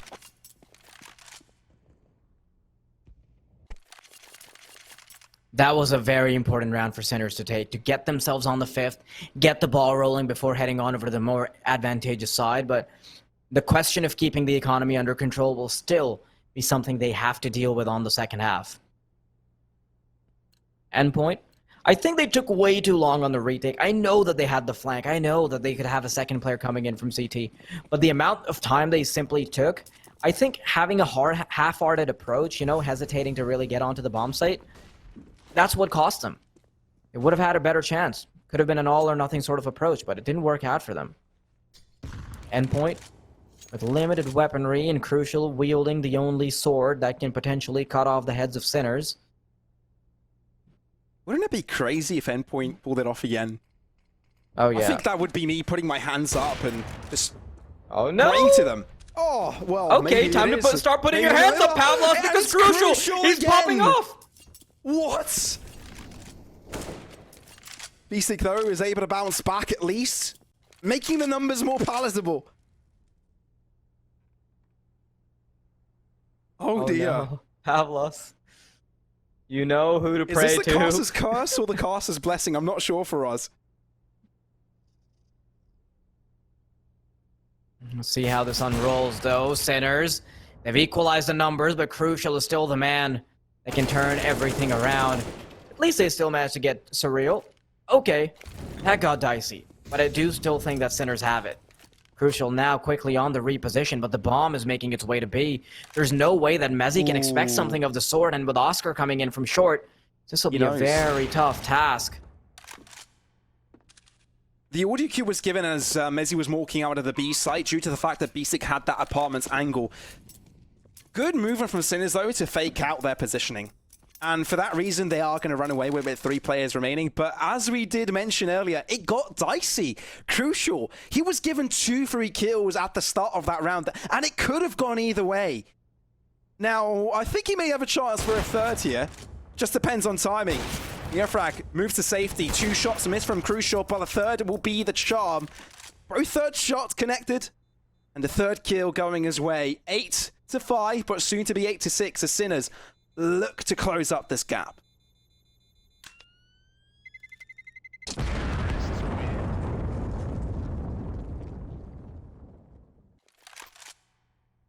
This is now a lot better from Sinners. We see them approaching the end of the half with courage, with confidence, with a lot of money, lots of punches that can be swung out. They've taken off the kitty gloves. But man, Crucial's impact is so crazy at the moment. 18-4. Even with 6-1 rounds, Sinners have only managed to thwart him 4 times. That is a statement to be making, not just taking rounds. He's making rounds. Surreal. He's gotten the first pick, so that makes things substantially more difficult for Sinners as they approach mid. Last round and a half, of course, and last hope for Sinners to close up the gap basically entirely. Oh, this is too much audio, Zedko. Ooh, Zedko, he knows. Ooh, spots out Mezzi. Does he wait to spot out a second player? It's too risky. If he gets the kill here, he needs to have his teammates in line to capitalize on this gain of positioning. I'm starting to sweat here, Pavlos. When does he pull the trigger? He's going when to wait is for his 2 teammates to move on to communicated? connector, that's for sure. They've got the 1 player onto a ramp, but they're looking to get closer. Flash out as well. Here comes the finishing blow. 2 players have lined up. Shock as well. They're going to move into it. Mighty Max putting himself into that sandwich position, but now he's been spotted out. Can't go for a secrecy play anymore because Sinners, they played that perfectly. Trigger discipline perfectly played out, and Sinners will get themselves a bomb plant with double amount of players on the server remaining. Scratch that. Thomas is out of the server entirely, and so is Surreal. Sinners close up the gap and now have got themselves 7 on the board. The chances of map number 3, the chances of Ancient, they have just exponentially multiplied, and you can see that being reflected in the odds. It is shifting back in the favor of Sinners. Not quite favored just yet. I mean, it's 1.3 to 3. It's still very heavily favored for Endpoint, but it's something. It's not as bad as 5. Sinners are slowly starting to gain some of the faith back. And you can see that in how back and forth the series comparison is as well. It's not like anybody is decisively guaranteed to win this out. It's as close of a scoreline as it can be, but a lot of it is going to hinge on the pistol round early run boost. Zedko did connect a shot on the back of mid, but apart from that, only some damage has been inflicted. I did like the attempt from the Catwalk players to try and get the flying player of Endpoint.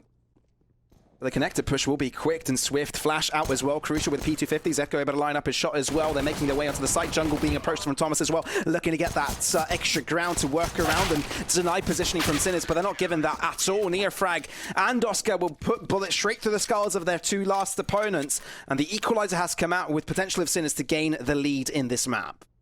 That was all kills for just Sinners. Endpoint not having a single say in the matter. They were simply discounted from the discussion altogether as Sinners get their first round in the second half. But you know what? This is still a bit tricky. They've got to get past the fickle affair of dealing with these Desert Eagles when they've only got MP9s themselves. Zetko's the only man in charge with a big boy gun.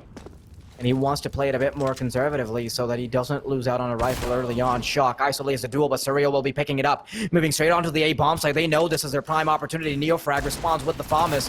Getting overwhelmed by the MP9. This is where they finally get it in. The T side. Oh dear. Oscar on the smoke. Surreal. They bounce back. Surreal able to get himself the kill. That was such a crucial one. And now they've got the positioning. Bomb planted. Contested from 2 directions. B-Stick's position hasn't been checked. Spots out the player, but too late. Crucial delivers on that end, and now it's down to 1-on-2. But Crucial, he's barely standing. Zetko only requires to touch him. Knows where one is. Checks his angle onto the jungle side. So much damage inflicted onto this man. It might not be enough. Endpoint, they're playing this patiently and perfectly. This should be their round for the taking. Zetko, what he wants to do now is run away and survive because the round, it's going to Endpoint. This is a complete disaster, and I mentioned that they had to get past the pistols, but they didn't. Endpoint, they stuck true to their name, and, well, that could be the finishing blow potentially. This has mostly been in the favor of Endpoint, as you can see from the map winner predictions tracker. The graph mostly green for Endpoint, and Center's not really having too much of a say in the matter. A lot of faith was, yeah, there's a lot of resurgence, but you can see how the graph quickly reflected the differences that have been brought forward. Now, Center's pushing forward. Zetko is unintercepted, eventually picked up by Crucial. Mighty Max quite low to respond for it. The Center squad, they're starting to feel a lot of the pressure. Absolutely, they do. A lot of damage inflicted onto the center side by nades as well. Good use from Endpoint to use that utility to get them ground, gain them positioning. They've I mean, I like the fact that Sinners wanted to challenge mid early on, but due to the fact that they're lucklustering in nades, lucklustering in weapons, it's not quite easy for them. Smoke to facilitate the push from the jungle side. Near frag, only some bullets to a few legs. Shock though. That's an interesting shot to go his way. He's locked out of it for now, although the numbers have been equalized. Shown that connector position. Turning his attention to 2 sides as the rest of them look to push towards Ticket. Both Shock to make his presence known towards that direction. Finds the first shot. This is within the round's possibility for Sinners. B-Stick as well, chiming in for another 2v4. Mezzy, he's got a big deal in front of him. Nade coming out. Neofrag could be damaged down. Dwindled down by the splash damage of that HE, but B-Stick jumps in from above. Acrobatic's been thrown out. He doesn't have a kit though, so there's no time on the defuse. Endpoint, they lose all players, but they're the ones to get the round win instead. What a valiant effort from them to try to bring it back, but it simply doesn't come to fruition. Neofrag, the only consolation prize he gets is that Kalashnikov that he's managed to tuck into his back pocket. Double digits now achieved for Endpoint. Very tough cookie for Sinners to crack. How do they approach this, Pavlos? They've got no money. They have to allow Endpoint to get to that sweet 11th. Even with all the Desert Eagle shots being lined up, just a lack of a $400 investment in the form of a diffuse kit can make all the difference. Neofrag, he would have to turn up in a similar fashion as to how Crucial did. Yeah, I don't see this going to the way of Sinners, to be honest, looking at the economy, but you said that it'd be a tough cookie to crack, and I think I'm going to dissect this a little bit. You need all the ingredients to know how to correctly crack a cookie. You need the dough. What's the dough made of? You need flour. Flour, that is the spice that you require. I know it's not very tasty, but it's the basis of a good dough. I mean, if we are going to get into metaphors, Pavlos, what's the dough here? I was going to get into it, but sure, go ahead. That's what I was going to try and get to, really, because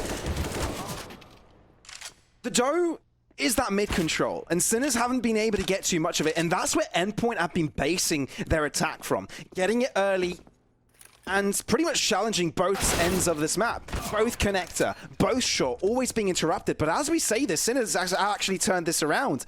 This shouldn't have been their round for the taking, but they managed to make these rifles work. 2 players left on the Endpoint side, and Crucial will make that being the same for Sinners, as well as Neofrag has been shot down. Time is ticking, but both players approaching from the same direction. But I don't think Endpoint have that information just yet. Crucial peeks out, spots out a player, but not going to be quick enough to deliver himself.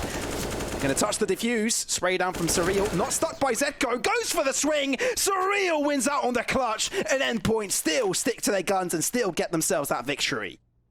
It's clutch after clutch lined up for Endpoint. You gotta love to see it. The individual's always there to be the saving grace. We saw it in Overpass. You saw how Mezzy took control of Overpass. You saw Thomas getting a couple clutches in a row. Mighty Max leading the charge with kills. So it seems like they've got all the puzzle pieces of a dominant team right now. The win conditions that were set out for Sinners, instead they turn around and light up for the Endpoint squad instead. I don't think Sinners appreciate us as bakers, because we were already going to make a whole big analysis about baking and dough and making cookies and how to crack them correctly, but I thought to make it competitive instead, and I think they might want to do that again. It was a small buy. What isn't it? It was barely even a buy, but they still managed to make it down to a one-on-one with the potential to take the round home as well. So they still keep a close leash onto their opponents, disregarding any side things to mess with their brains. They want to focus at the task at hand, and that is to bring them back into it. Double the kills that they've gotten already as Neofrag gets one. Quickly traded out by Thomas, making his presence known towards short. Again, going for that mid control, but you've got a crucial man in this position. Molly as well. Beastick will be led out of that angle. Zedko delivers on his end, but quickly shut down. Beastick's angle still compromised, but does get shut down in the process. 1-on-2, and Crucial is all by himself. Needs to collect the bomb before he goes for the plant. Goes on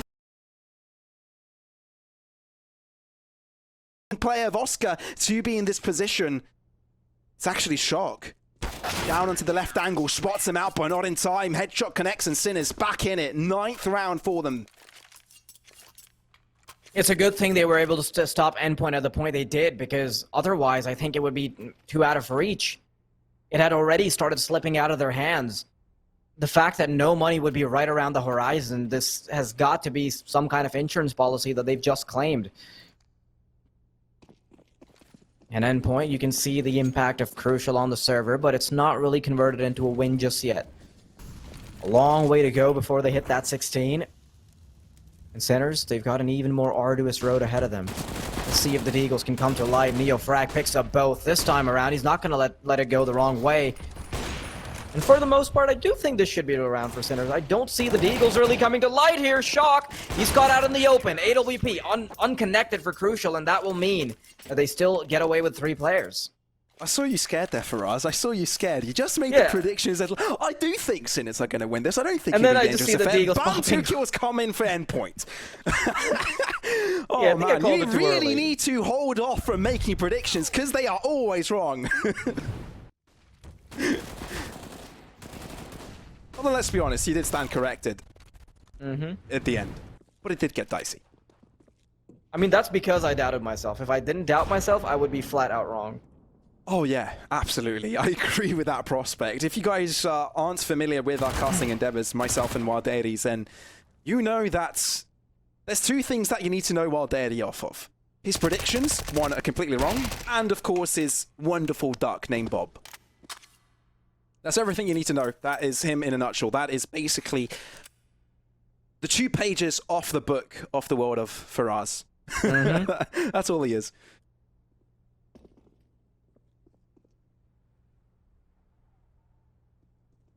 I was actually expecting you to come back with a response to like that. That is shallow, sort of. No, I just started I just started contemplating my life. Is this all there is to me? Is it just bad predictions and a pet duck? Is that the definition of Wild Deity? Could you sum me up in a snap story instead of a novel? I wonder. But I'm glad Sinners haven't really gone into that tangent like you have, because they've actually worked hard to get themselves this equalizer. Now 11 and 11, things are square. Now they're on the CT side as well. It seems like they've brought themselves back into the pace of the game with potential to close their own map pick.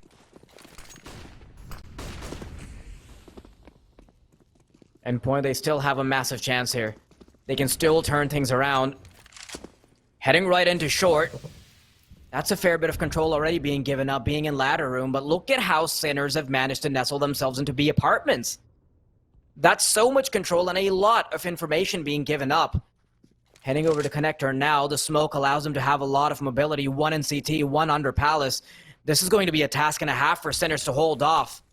And how long can this smoke hold off the deluge that is the T side? Zetko, he started things off strong.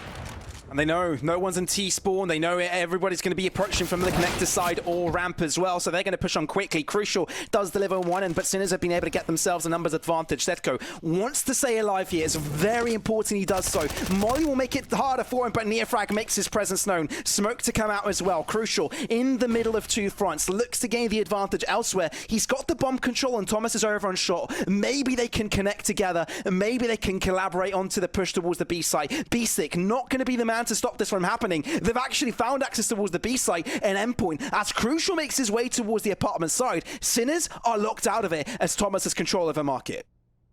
Let's see if this 2v4 will come to light. Thomas, if he can get the kill on B-Stick, it's a lot more palatable to digest a 2 versus 3 instead, but now Zetko will be joining the ranks. They still haven't checked that close market position. It's a lineup. It's a 3K for Thomas, and everything suddenly turned around. Oscar showing signs of desperation as he picks up Crucial. It's a 1 versus 1. Thomas, he's picked up the same weapon, a mirror matchup coming in from short market. Who hits the first shot? Both peeking into each other's angle, but Thomas will do it. It's a 4K for the man. How have you done this? Thomas, you absolute beast! What on earth was that?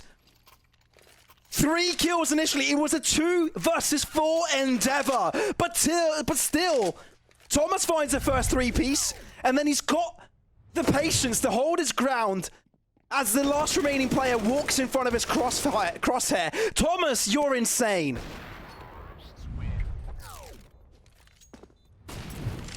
The hopes of Sinners starting to shatter. The cracks on the glass becoming too big to hold it off. Endpoint, this kind of recovery could be too much for Sinners to digest.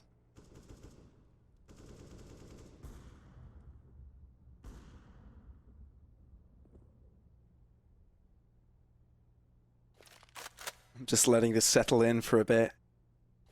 Sinners had a good chance to find a break from their opponents, get themselves a lead, but that has just been denied down to a 2v4 clutch. That has got to hurt. What's their patient play? Oscar instantly taken out of the proportion, out of the equation, and Sinners now need to sort of have a good read in this endeavor because only one player towards the B site has been dedicated on that regard, and it might be the wrong amount of players considering that there's an onslaught from Endpoint players trying to push on through.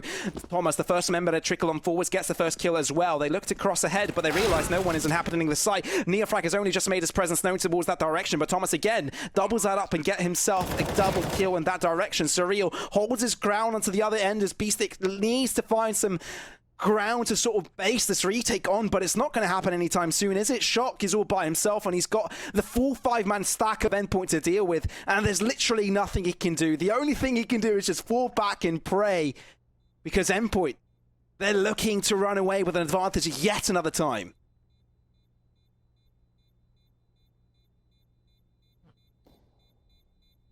Down, defeated, driven away from any economic prowess they had built up for them. You can see that the nervousness, the pressure on Sinners, it's starting to build up. And you know what? I'm not going to say it's starting to build up. It's been there for a while. It's been gently caressing their nerves for quite a bit. But now they're feeling the full force of it. Sinners, they go for a timeout here.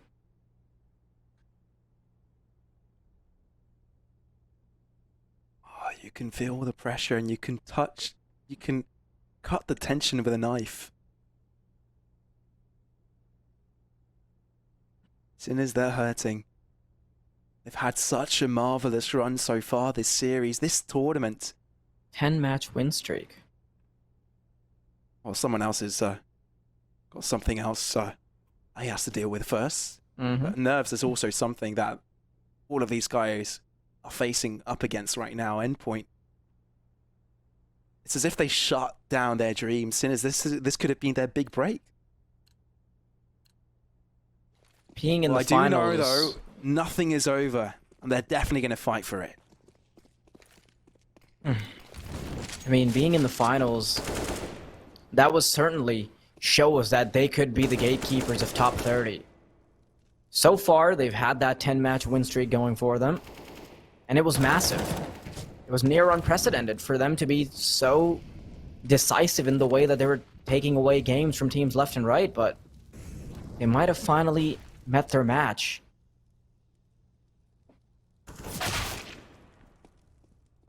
Mighty Max delivers again. It's not going to be any easy affair. Shock and Oscar were the only two players with rifles or a weapon they could work around with, but now it's just pistols left, and surely nothing the Czech side can do. The Brits have steamrolled that A side. The bomb will go down. Endpoint, they're approaching the 14th. They found the 14th, and Sinners, I believe this is their final countdown. This is the last sort of buy round that can bring things back for them. Their last effort to stay in this game, stay in this series, stay in this tournament, and contest for the grand final spot.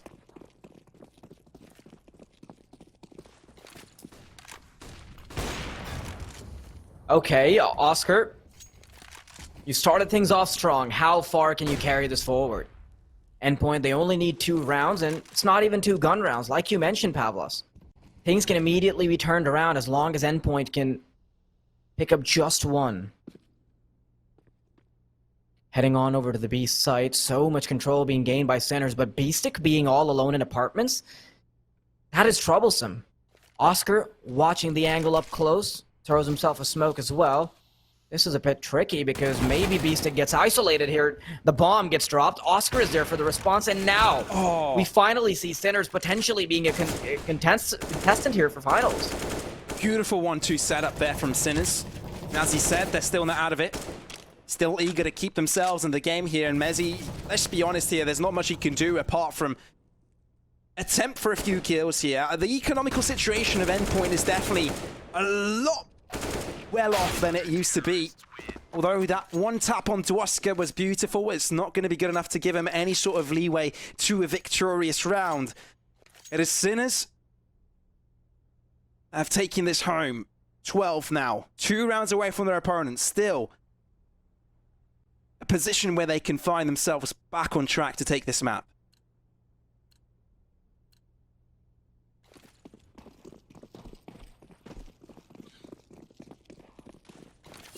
The one sigh of relief that Sinners can have is after this round, if they end up winning it. Look at this, though. Mighty Max has intercepted Shock already. The first kill going the way of Endpoint, and they want to move in hard and fast, jumping into jungle. Sinners, they quickly have to get the numbers back. This is deadly. They're hurting, they're bleeding, and they might just bleed themselves away from the potential of even having map number 3 in the cards. Sinners may have gained some space by getting the previous round, but they need to pull it ahead with a second one as well, don't they, for us? Now, Endpoint with the numbers can play where they please, while Sinners have to polarize their lineup. 2 onto the A site, 2 on B. Complete different directions. Mighty Max looking to contest this short position, but I think most importantly, Zetko, he's got an off angle to work here. If he sticks to his guns, if he sticks to his ground, this could pay off well for Sinners. This could bring them back on the radar, but he falls back. The timing might not be great for him. Falls back, smoke to be drawn out, and he doesn't have enough information received. Endpoint could be anywhere as far as he knows. But little do they know, they slip under his nose. So close to this position.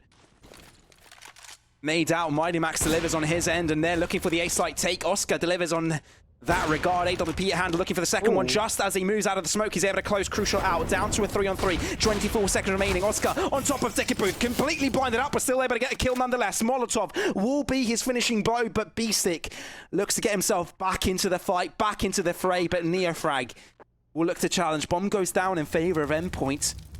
Molly will pressure him down as well. Smoke to keep him alive for the time being. Mezzi turns his attention towards ramp in case a rotation may come through, but Beastic Look at his movement. This is the most vital angle that they may hold. Neofrag goes for a different one as well, trying to elude them in that regard. Beastic wins on his trade now. They know exactly where Mighty Max is, and Neofrag pulls the trigger right in the skull of Mighty Max. And for that reason, Sinners have gotten themselves the 13th. They've gotten themselves a defuse, and they've got themselves still in the game. That was so close. Endpoint. This could have been GG.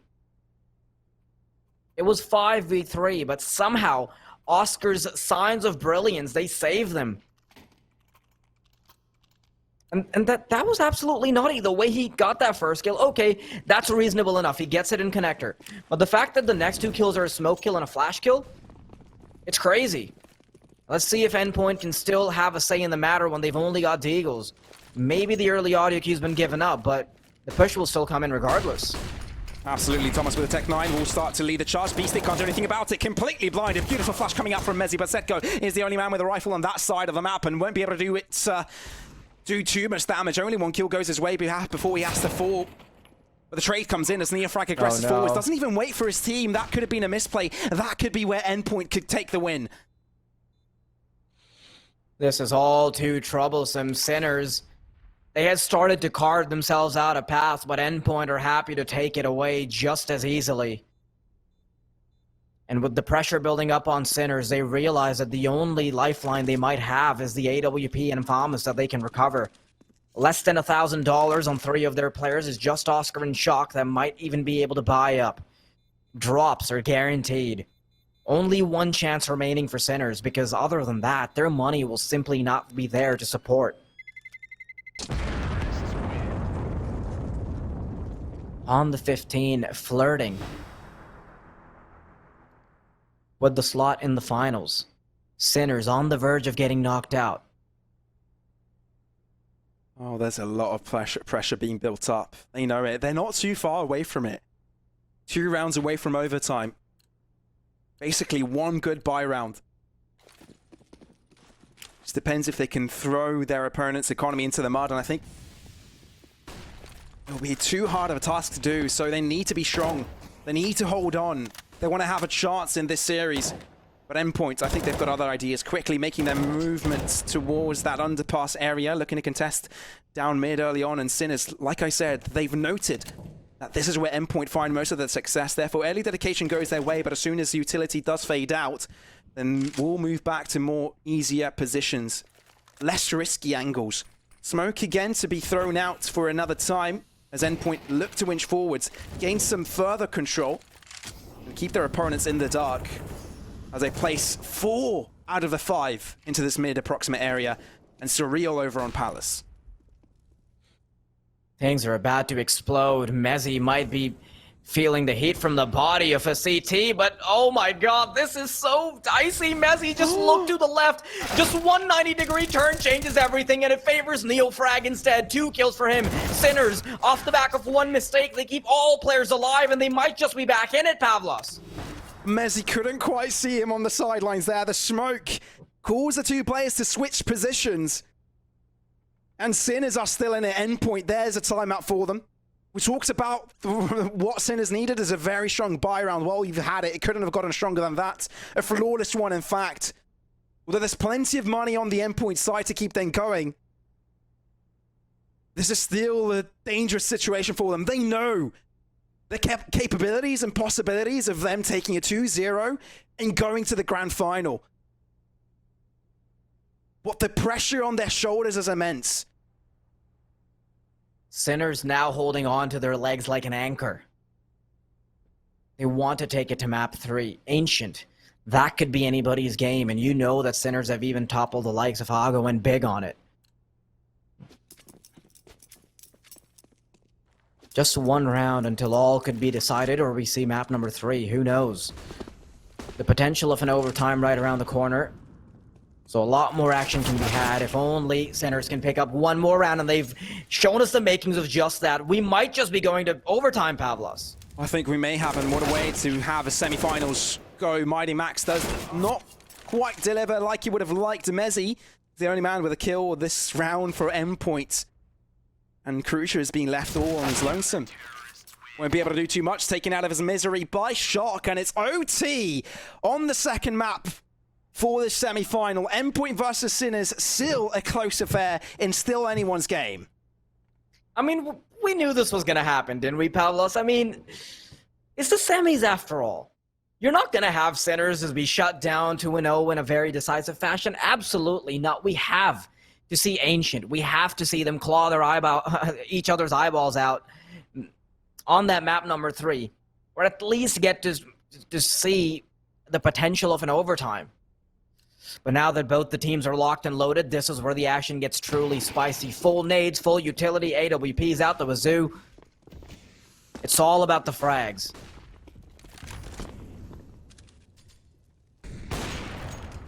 Oscar as well delivers on that end, 15-15 on the scoreline, but Sinners look to get things going for them first. A lot of smoke's being thrown out on the Sinners side as well, allowing Oscar to make his way now towards Underpass, but he'll soon realize there's no one in that approximate direction, although plenty of presence from the Sinners towards B, but in the process, Endpoint have realized A site is pretty barren. Shock is all by himself. He doesn't have any cover. Flash out, he's able to move back, save his life perhaps, but Endpoint, they're taking their time, and this causes the rotations to come in from Sinners, slowly making their way. Shock is the first frontier, but quickly Zedka will deliver on the ticket booth side as well. Thomas taking his time. Mighty Max takes a lot of bullets to his body, but Mighty Max has to fall as Beastick, Oscar, and Zedko, all of them chiming in with kills. They haven't taken an inch of damage, and what a way to start overtime for Sinners. They've barely taken any damage in the past 3 rounds, so this might be the Ultra Instinct of Sinners kicking in now.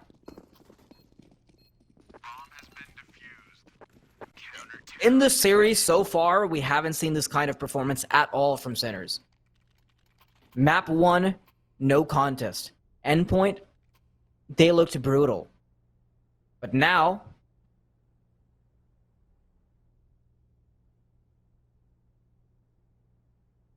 Sinners could bring it right back. You can see their individuals chiming in.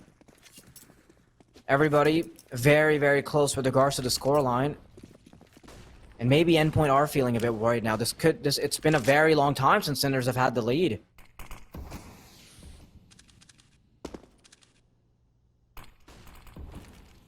Very long time. I don't think I remember the last time in this series that we've seen them in the lead, but Shock will be able to hold his ground. Not for long though. Thomas is able to take him out in the process, but Endpoint, they decisively make their way into the A site. Linger no more. Again, smoke to follow up onto the connector angle. Mighty Max eases his way forwards, tramples his way towards Beastick. Nade will close that gap, really. Thomas, what a swing. Oscar does trade it through, but Endpoint having the advantage, having the bomb down, this favors them quite a bit. I think Mighty Max getting a position onto jungle could be their salvation. Nade onto Mezzi, does take him down low. Mighty Max not... Well, Neofrag couldn't quite anticipate his angle, and for that reason has to fall. Crucial looks to get the shot with the AWP into that Sanders position. Can't quite line it up onto the smoke as Oscar delivers himself. Mighty Max up close and personal with the AK-47. The bomb has been touched. It's all down to Crucial looking for the knife. Can't quite find it. He's wide. Ooh. Does find it in the end. But Sinners, they get the defuse either way. 17-15. Not only do they have the lead, but they have it with a 2-round differential. I would be very surprised if we don't see map 3 at this point. With the amount of force Sinners are powering through with, these guys are suddenly looking like completely different players.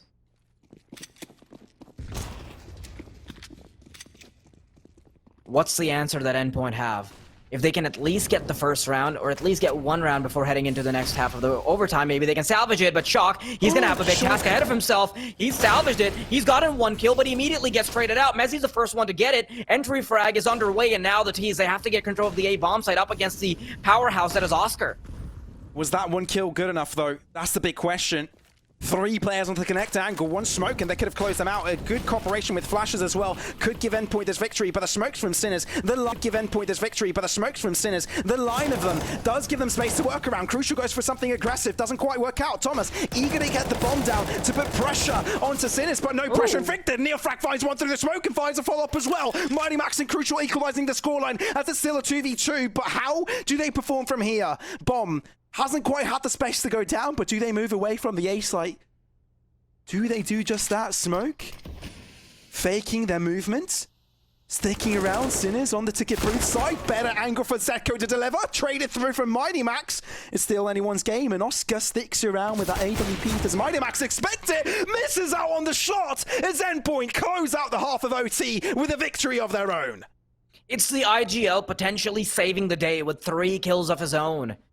Endpoint, now, they've got to muster up a solid performance on the CT side if they want to close it out early, but Sinners will not be allowing it. I want to see how comfortable they can now feel when they are strangers to the terrorist side. Man, how do Endpoint get this with Neofrag turning up that big? It is still anybody's game. Still anybody's series. That's exactly how a semifinal should play out. Props to both of these teams for keeping it so competitive. But Sinners, they gotta put in a little bit more legwork so that they can take it to map 3.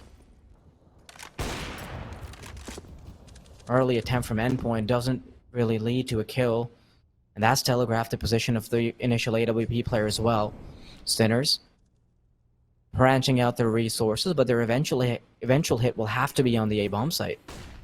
With the way they're positioned, that is. Smoke drawn out towards mid, but Sinners, I think they're masking their approach. Palace attack from them as well. Connector contact play. Mighty Max is ready for it as they do approach from the smoke. Actually moves us forwards as well. Expecting maybe a boost to come through from there, but Oscar lines things up from Palace as well. Mazzy all by himself underneath that position in the dark angle. Nearly lines up a third. 2 players from Sinners are low, but they're still able to scramble up the pieces in the end. Sinners, they are on map point and could take us to Ancient. That was such a valiant effort from Messi. He almost lined up the 3rd kill there as well, but Zetka was there as the insurance. I don't know, man. This game has all the makings of something that could lead to a double overtime. Endpoint, can they still do it? They're not too familiar with Sinners having the lead, Sinners being in the driving seat. Let's see if they can bounce back from this case of unfamiliarity. I love that aggression coming in from Endpoint though. Mid push from 2 different players, moving up the smoke that Sinners had thrown down themselves. Though they might be exchanging position due to the fact that Underpass is being taken over from Sinners. Molly to come out to sort of slow them down, but as it faded away, as it has been extinguished, it's all a matter of time when it comes to these pushes. And on high value rounds like these, on high importance, these contacts are really pressuring.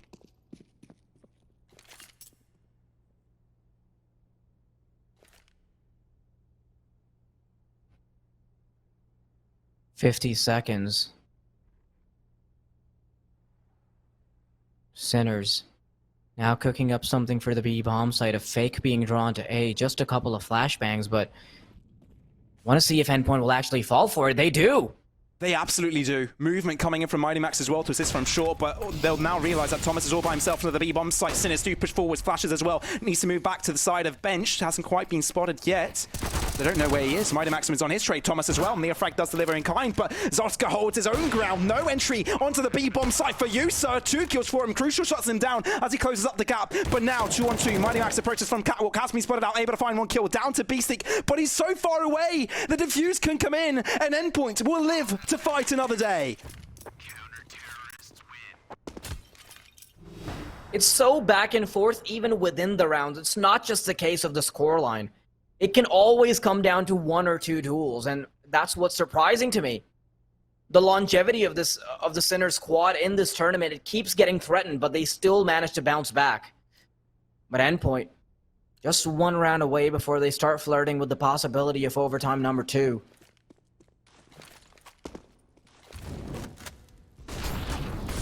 Oh, Sinners want to do this the hard and fast way. Elbow grease and nothing else.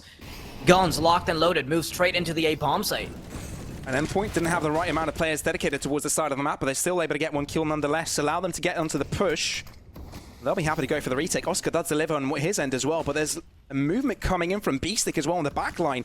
This could really help out. The backstab, the wraparound, though. Mighty Max, I think he's going to bring out an owner of a reverse card. Beastick does deliver, so they have unmasked his position. Bomb goes down and Sinners are favored on map points. Get one apiece. Spray down, trade, Mezzi wins out. Beatstick expects that he's putting so much pressure that he will have to be contesting. Mighty Max goes for the swing. Bomb is touched. Endpoint now have the numbers advantage. They're the ones in command, but they need to get the bomb down. The time has been dwindled away. Oscar has to fall. Shock though delivers on his end. Sinners take themselves a victory 19-17, and we are going to Ancient.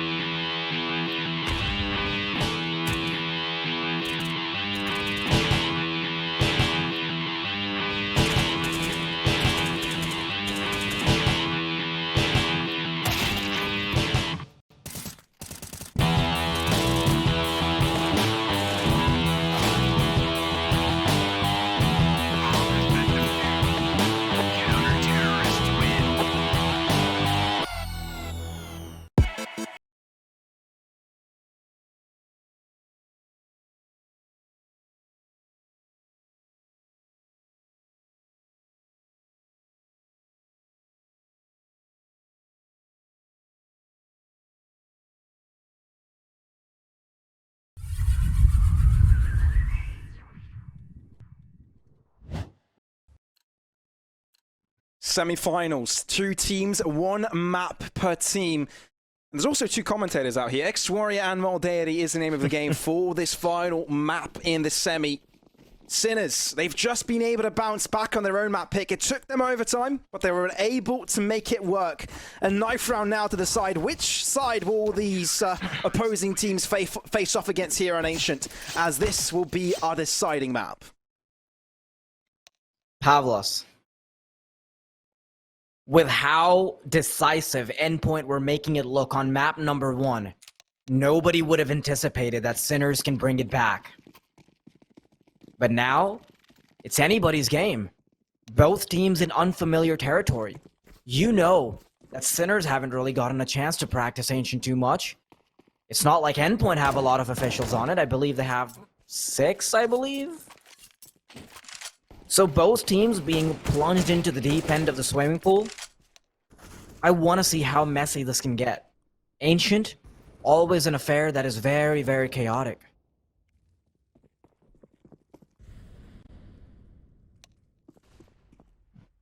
It's going to be very interesting, to say the least. I'm looking forward to it. Ancient being the decider. It's as if these 2 teams were playing a best of 1 to decide who will progress to the grand final, because everything has been squared down. 1-1 in the map scoreline. It's anyone's game.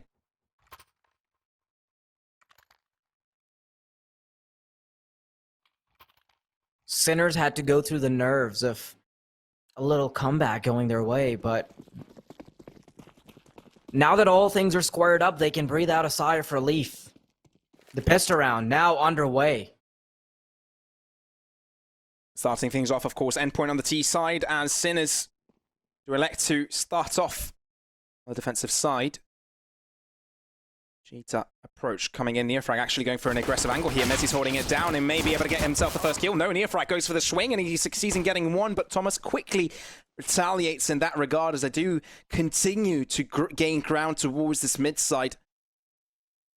Slowly entering deep into the doors of mid. Zedko, he's aware of such positioning, but the fact that they've left the B-bomb site could be a clear take for Endpoint. The fact that Mighty Max as well gets a kill onto Zedko, that even further denies their rotations. Endpoint have done so good to get themselves the advantage this round, although it's still a 3v3, it's really difficult for Sinners to come back from this. Now heading on to the B-bomb site, the retake should ensue, but the Glocks will overwhelm. It could still go anybody's way because that's a shot on the back of the head of Crucial. A bit of team bat damage can go a long way. Shock and Oscar, they've recovered it. You said it will be a difficult retake, Pavlos, but I think Endpoint might have just thrown it away. Oh, you can't afford to do that at all. It's the first round, I know. It still could be anyone's game, but Sinners, they're carrying on the momentum from the previous map, capitalizing on their opponent's mistake.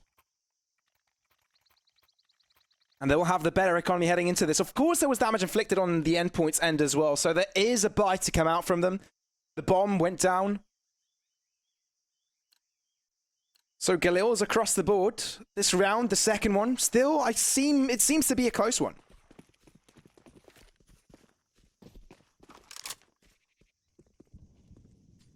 Yeah, the second round meta just having very similar guns. It can go either way, but let's see if Sinners can power on through. The initial audio cue being given up courtesy of the Molotov. Sinners still have a long way to go before they can get too comfortable. At least they've brought it back in their favor. I mean, as far as we're concerned, Endpoint might have had a massive advantage on map number 1, but right now, Sinners, in the grand scheme of things, they are ahead on the CT side with the pistol. Who would have thunkety thought? I don't think anyone did, but we did know this would be a close series, and I love that this angle. Is donut play. Oscar won't be able to deliver on that end as Crucial is able to shut him down, but Zeko is left all by himself onto the A side, instantly taken out of his misery. They actually line up for Mighty Max. They look to bounce back in a flawless fashion on round number 2. This is terrible if you're a fan of the Sinners, because Pavlos, now they have to suffer an economic deficit, and if anything, they would have much rather just straight up lost a pistol round, because this is such a tough hill to climb back on if you end up losing out on your money early on. I think not only us think it's a close game as well, though, for us. I think the Pinnacle odds do as well. I believe it was a 1.8 to 1.9. But it's anyone's game, it really is. And Sinners going with a Deagle round, you can never count them out. Smoke out to keep Zedko at bay, but mid is being taken over from Endpoint for yet another time. They do go for that early mid power. A lot of the teams do ignore it and try and get the sideline control over towards the B site and maybe nestle the play onto Cheetah and try and contest for that position, but no, Endpoint are eager to get themselves this advantage early on towards tunnels as they move onwards. Thomas doubles it up as well. That's going to be the entry kills and the leeway towards the A site.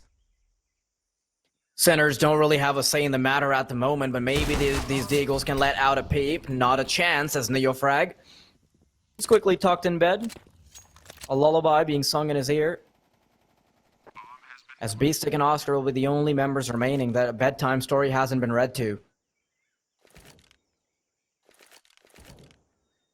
I like how they're still playing it very safely, though. You know, have a Deagle, have a Scout Rifle, maybe have a better chance in the next round, just supplemented with a few pistols here and there, but this is still an awesome start if you're an Endpoint fan, because losing out on the pistol and then immediately bouncing back, that can build up a mountain of an economy. It's not just the fact that Sinners won't have money, it's also the fact that Endpoint gets so much of a cushion to fall back on. Already on 3K average, they've got guns, they get the loss bonus, which is, I believe it should be 1900 if my math is correct, and they also get another bonus round that should put them close to that $10,000 mark. My math was incorrect. Yeah.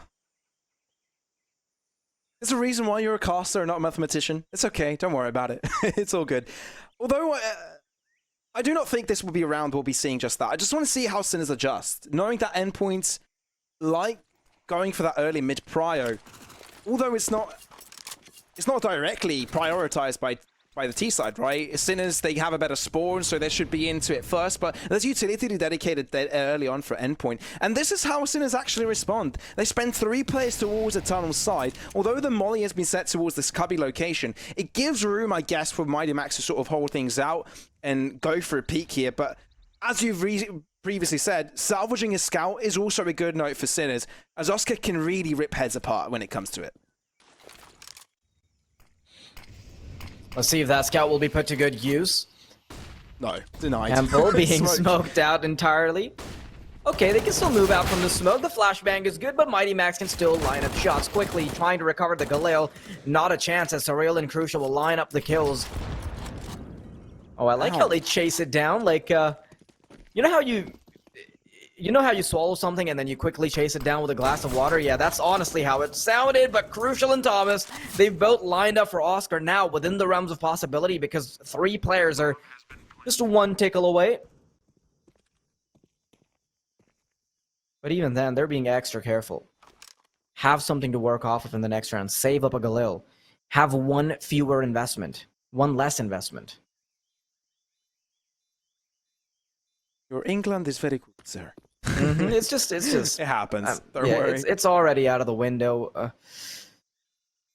Yeah, if English was a person, I think when it comes to dealing with us, it just sits by a windowsill, waits for us to make a dreadful mistake, and when it does, it just jumps out of it, says, "Oh, come on, you guys, you disappoint me massively."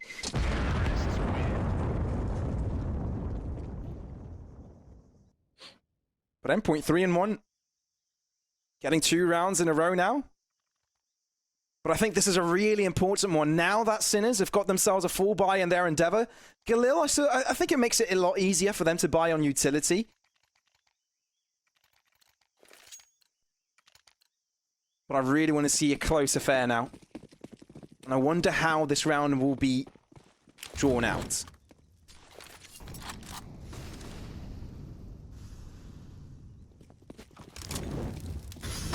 Oh, look at this. Beastic wants to take a lot of initiative. The early flashbang works out, and it's a 2-man peak, so they can still have an insurance policy, but Crucial will pick up both. Endpoint now with the advantage. As the T-side numbers equate the CTs, it is up to Endpoint to take any duel, and they would be favored on a bomb site. 1-1-1 setup for Sinners, entirely indecisive, not quite committing to anything. And Endpoint, they carry the bomb over to B. Playing from Cheetah. There will be a lot of pressure on Oscar, especially because he only has a measly SSG. Does indeed. It's going to be a difficult endeavor for him. Mighty Max looking to peek through. Shock does trade out. Eyesight. Oscar. Scout at hand delivers on his end. Pulls things out. Zedko as well. They might have been in a 1-1 setup, but they work out nicely for him. Oscar, so low, but he's got reinforcements from Shock in the back line, but he still falls. Surreal could turn things around, draws out the pistol, looks for the shot, closes up the gap, he's down low. He's been no-scoped by Oscar, down to 5 points of health, but the bomb going down. It's a 1-on-1 standoff, and Zedko approaching now from the back alley. Slowly making his way into it, hiding between the smoke as well. Zedko couldn't spot him out. He's hiding where the bomb is lying. Surreal might have the right angle, not the right timing though. Zedko is there, puts a bullet through his knees, and Surreal shut down, meaning Sinners are back in it with a second. Did you say Surreal's there? Or did you say Surreal? Sinners? I think my brain just registered both Surreals and Sinners as the same word for a second, and I had no idea what you said. If I did, then wow, there's something going on with me. I think I said Sinners. I hope so. What am I registering right now in my brain? I think we're gonna go back to that clip and see what on earth is going on, because Yeah, I don't maybe know, someone in the Twitch maybe chat my can tell brain, us, my yeah. mouth is playing tricks on me. I'm sure the Twitch chat will catch it. I'm sure. Yeah, they I'm always sure do. they will. Like, there's no chance that they don't. Yeah, now that the scoreline is inching closer and the weapons are equated, the T's want to make a dent, heading on over to mid, just leaving one player close to B. It's going to be a wraparound from potentially Temple and B. Nothing out of the ordinary early on as the CTs make full use of their utility to keep the T's back. Early control from mid doesn't quite translate, so they head on over to the A site now. They have to deal with a player in Donut and on the A site. It's a bit easier of a duel to take as long as you can just isolate the player on the A site, but well, Endpoint actually win these duels out. Lots of angles to check. Oh, no utility thrown, so Sinners don't really have a clue about what's going on, but as I do say that, mollies and smokes are being lined up. Shock looking for the back advantage, as he does use the back lodge to give him that leverage on the high ground to get that kill, but does get traded out in the process. Surreal makes his way onto the Temple side, catching Zedko off guard, and they do gain the numbers advantage. Not for long though, as Neofrank does bounce back, and Molly keeps Beastic at bay over at Tunnels.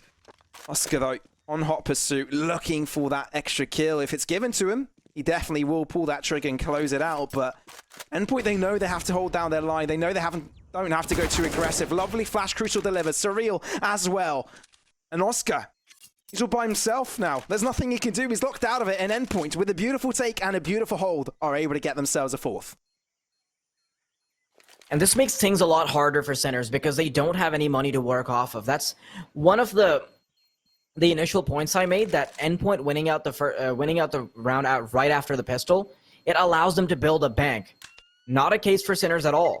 They only save up the AWP and Oscar, and yes, he can still work out picks, yada yada yada, but it's not really a full buy now, is it? Endpoint. I think they are significantly favored in this first half because gun round after gun round will surely put a lot of pressure on the knees of Sinners. Understandable why they take a timeout. But in the meantime, Pavlos, why don't you quickly run us over at Trustly and Pinnacle?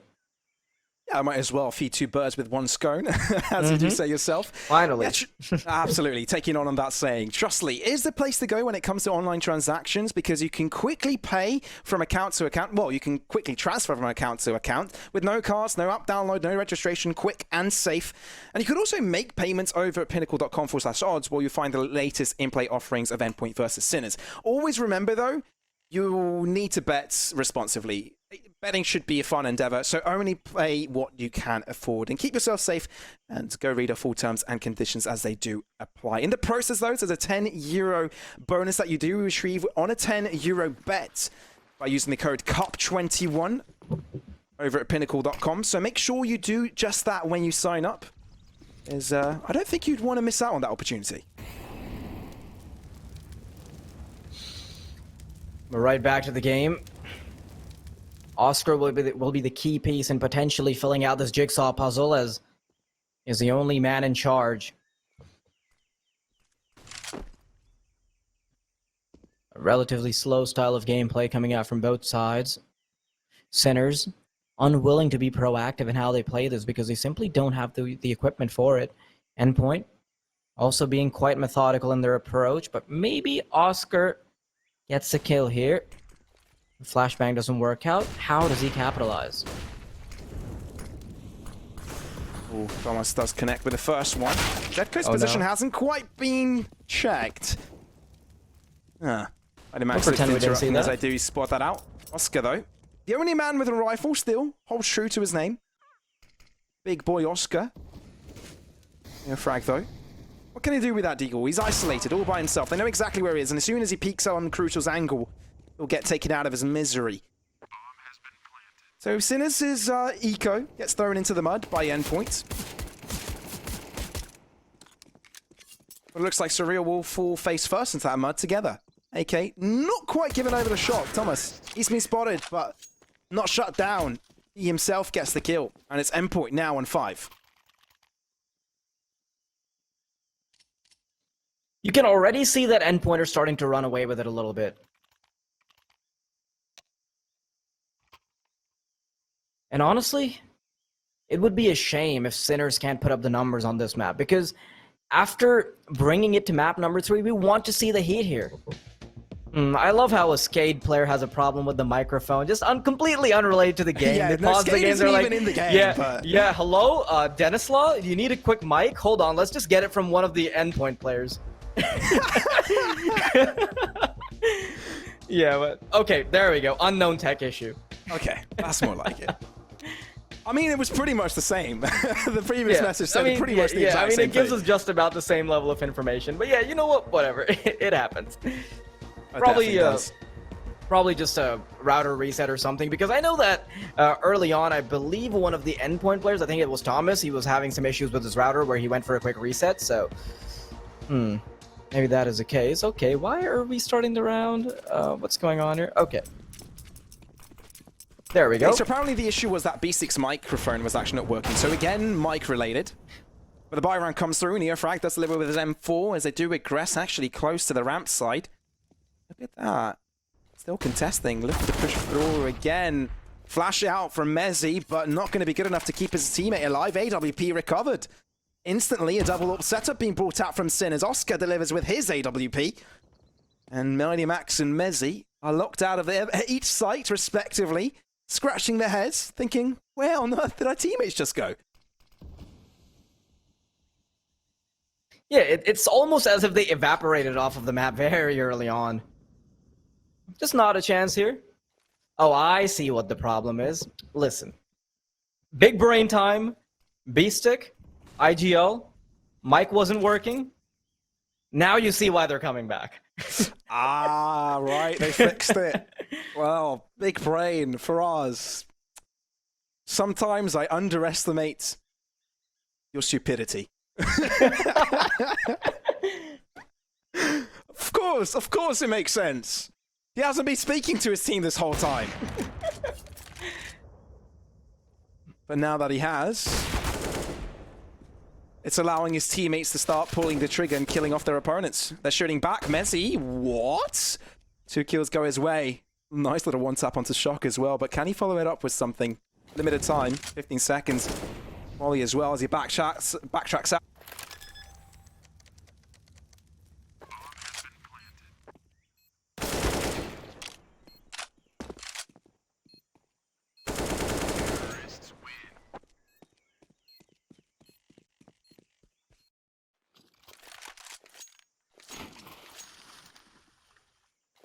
One by one. I love that. Messi. That's such a massive advantage. We talked about how the teammates had evaporated. But what is that? I think we need some time to process it. Endpoint, they go for a timeout, and I'm pretty sure that's for some pats on the back. Oh, absolutely. Everybody is like smiling, cheering. Messi, you're a beast. You know that the Endpoint fans like calling Overpass Messi Pass? I think they need to figure out a name here for Ancient, because Messi, that was sick. I'm not the clever one in the situation. I'm sure chat is way more imaginative than I am, so I'm going to let them do that for me.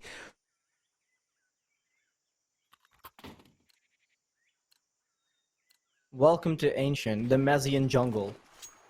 Messian jungle. Yeah, I think you should let chat do it as well. Yeah, just lost all creativity. Oh, Yes. Speaking of lost, that is not a round that Sinners were supposed to lose out on at all, but okay. V-Stick maybe he wants to recover, maybe he wants to still have a shot at it.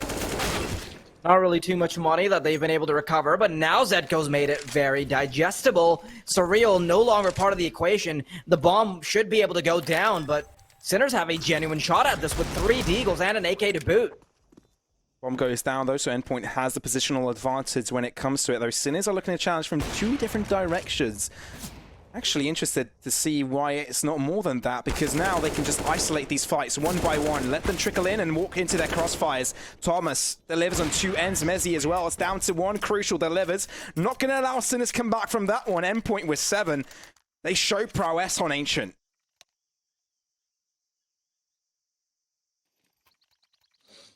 I would actually really like to see a timeout from Sinners because this is one of their more important gun rounds. Even with their loss bonus maxed out, it's simply not enough money for the CT side economy to be sustainable. So for the sake of their longevity in this game, I would want them to take this round slow. Play it to a different pace, throw a wrench in the works, surprise Endpoint.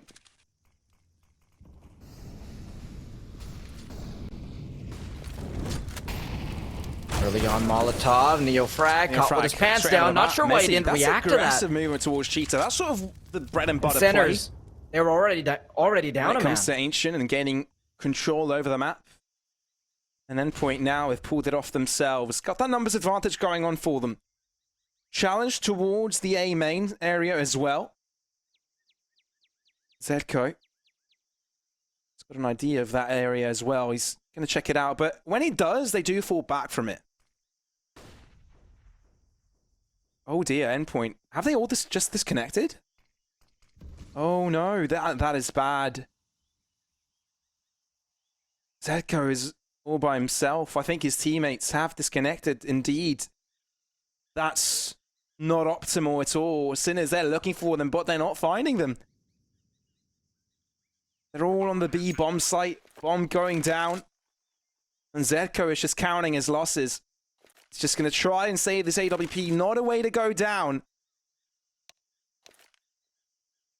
And mind you, this is Endpoint ahead. The UI is a little bit different. I think there's something going on. Not quite sure if this round will get paused or not.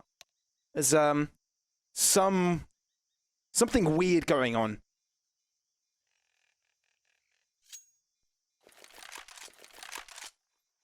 But it seems TeamSpeak might be down as well. I'm still gonna keep on talking just in case that is the case. But I think in general there is some connection issue going on the Endpoint side, on production side. Not quite sure, but I think we all being recovered back onto the server. Also, the UI is slightly different. Endpoint. Okay, now it's been fixed. Endpoint 8 and 2. Wouldn't be surprised if this round got reset, to be honest.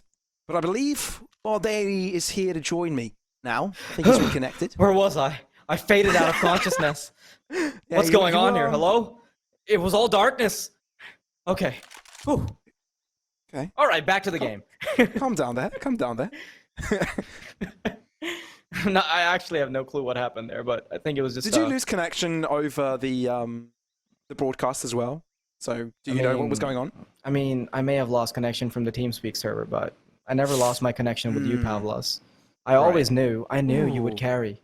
I knew you would keep talking, and I knew you would keep us from being kicked off of the broadcast. To be fair, I also think the broadcast has disconnected for a bit, so I'm not quite sure what's going on, but I'm sure everything is being fixed up for you, ladies and gentlemen. Do not panic. Everything is okay. This is an online tournament, and things like this do happen.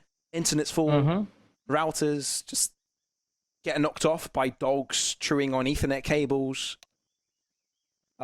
It's happened. It's happened multiple times. Talking of experience, it's painful. Playing competitively, and I know you're going to try and mock me here for us, but yes, I was playing competitively, and my dogs just started chewing on Ethernet cables. Not fun. Not fun at all. Unknown tech issue. We just got word that X-Warrior's dog might have just bitten through all of Relog Media's internets. And Endpoints, because Endpoint completely disconnected. Endpoints. Only Thomas was online. How did he manage to do it? Tell me. I don't know, man. He held on. He held on to the Ethernet cable with all his might and life. Wonderful. With teeth and nails. He would not give it in.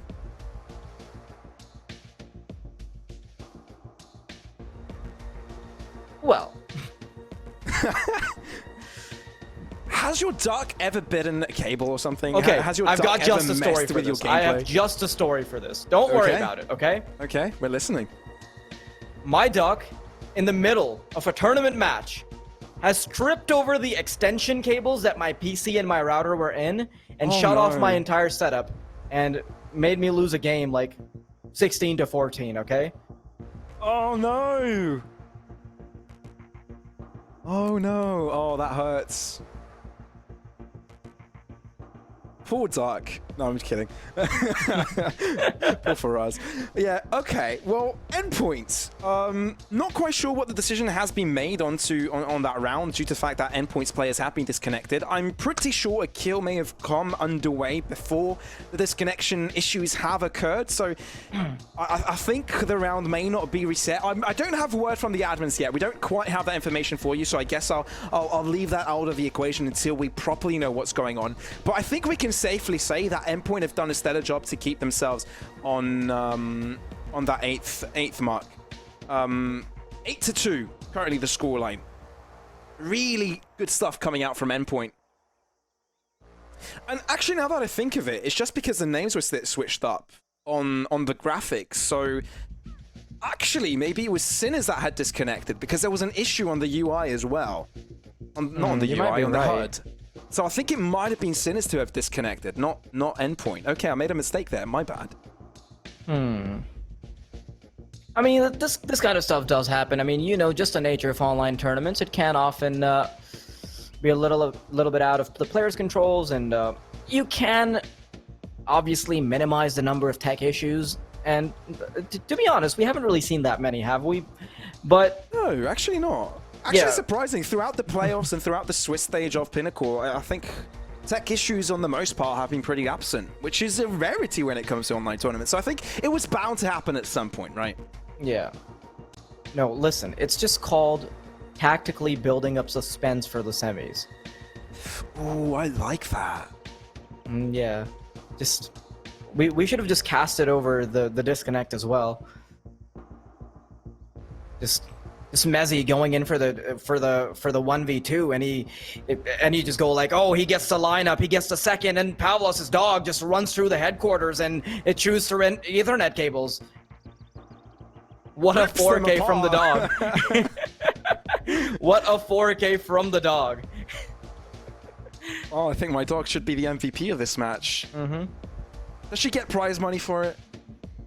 You know, getting so much good food. You know the little graphic with the rating and everything that's on Twitter, like for Pinnacle. Yes. Yeah. What if we just had a picture of your dog there? MVP. Choco. And do they get like a headline or something? I don't know. Maybe she deserves one. Well, I mean, single-handedly defeating 10 players. Come on, that's gotta count for something. absolutely. 10 players you know? and 2 casters, by the way. Oh yeah, she eliminated you. Like you missed out. I think in general TeamSpeak might have lagged out. So I don't know if my dog just went to the TeamSpeak headquarters as well, where the server is based as well. So I don't even know. I don't even know. That's a fast dog. That is a fast dog. Might have teleporting abilities as well. Surprising I didn't know about this because, you know, she's 11 years old now. So I would have thought... You're like, yeah, see, she still has a 6th gear going on. Yeah, absolutely. Yeah, but, man, digging back a little bit into the game, I mean, you know, we've talked about dogs, Ethernet cables, and whatnot. For Sinners to be thwarted in the one-sided fashion that they are now, I wouldn't want that to happen at all. Because we've seen so much from them on Mirage that after Overpass being a one-sided affair, Endpoint being able to replicate it twice, it's simply not something that would be very pleasing to my eyes. No, I want to see a back-and-forth affair. I want to see these wallbangs on Ancient. I want to see these players sweat under the pressure of not fully being acclimated to the map and just having the pressure of the semis as well. I mean, that's what makes the game fun for me as a caster. Absolutely, I think I agree with that. And I don't think Sinners are lacking sweat right now. I think you could feel buckets with their sweat currently because this must not feel good. They took their own map to overtime. Yes, it was a difficult endeavor for them, but they eventually were able to, I guess, capitalize on their opponent's mistake and draw that one to victory. But they haven't quite been able to draw any momentum in their favor on this side. And I'm not quite surprised Endpoint have had such a solid performance on the T side. Obviously, both these teams aren't well rehearsed when it comes to Ancient, right? It's a new endeavor, and both these teams haven't really been eager to get things started on officials when it comes to this map. They're moving. The I ticks are believe coming I hear in. ticks on the server. Ooh. Are we being baited, though? Maybe they're just having a conversation. We're like, oh no, they're typing the .Rs. I mean, you mentioned a solid performance on the terrorist side. Palos, what is your preferred side when it comes to matchmaking? When it comes to matchmaking or when it comes to Ancient? Because I think it differs.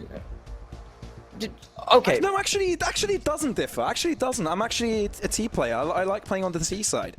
In general, yeah. I like taking the attack because when I used to play a lot more as well, I'd usually be the in-game leader and I sort of like plan ahead and see how things go. Hold on. Yeah. Who were you in-game leading? I had some mates of mine that we were playing back when I was MG2. Yeah. Okay. Thank God it was a matchmaking ordeal. I was starting to get worried for four other members. I never played in a team. I was never good enough. Don't you worry. Listen, man, you can probably IGL better than I can. I mean, I was more of just a run and gun sort of deal. Fair. What is your preferred side? I mean, it does depend on the map, to be honest. Like, for example, on a map like Mirage, I love playing the terrorist side. You know, you've got so many avenues to approach. And on Dust 2 as well, you know, you can play the game to your own pace. But on things like Overpass, I feel super pressured. You know, it's so difficult to get early control. Like, if you head into Monster, it's just a complete mowdown. Try to get into toilets, you get AWP. Try to head up connector, you get bombarded with nades. It's not really a fun ordeal. Similar for Nuke, actually. You know, playing on the CT side a little bit more comfortable. Feels a bit more fun, but I think nowadays, generally speaking, I like playing the T side more, and that's because I have this lax sort of gameplay where I buy up on every round, you know? Like, I'll just have a little bit of money in the reserve, I'll buy up deagles, I'll keep buying up for every round, and I want to play as many rounds as I can because I'm, like, trying to maximize the fun to time spent ratio. And smart man. Yeah, so if I'm on the T side, I can keep doing that, but if I'm on the CT side, I'm just gonna get shut down over and over. I'm just gonna get slapped around if I keep landing on $1,900, you know? Absolutely.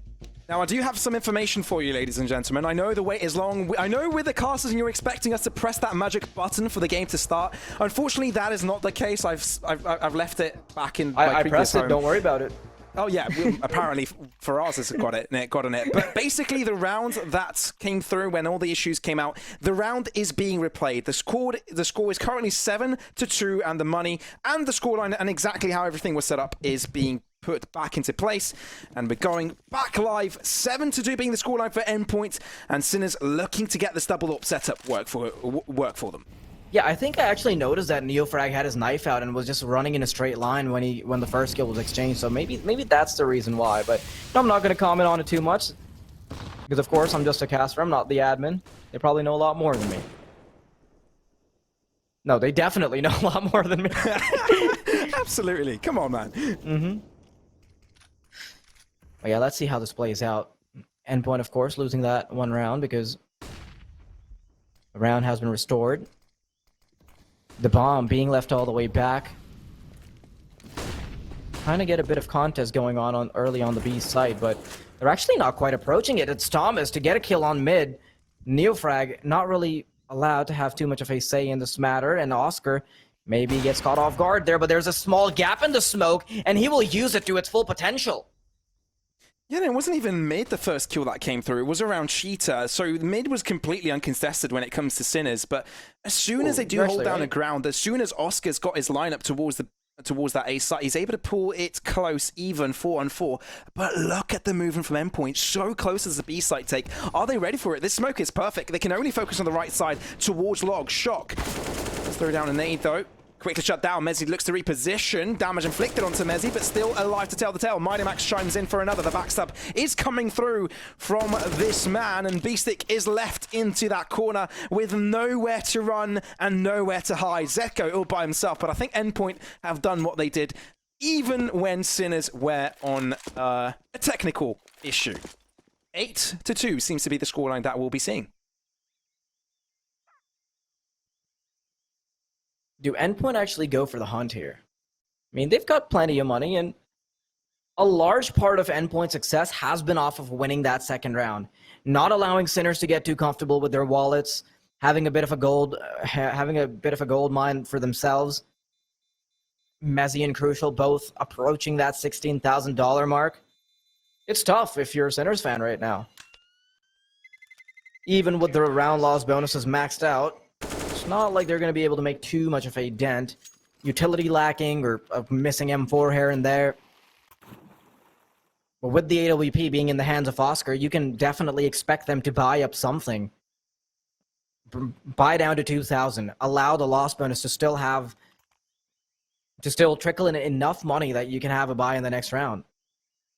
So this mixed bag of treats that they're about to send Endpoints away. It all comes down to whether or not Oscar can get them the opening duels.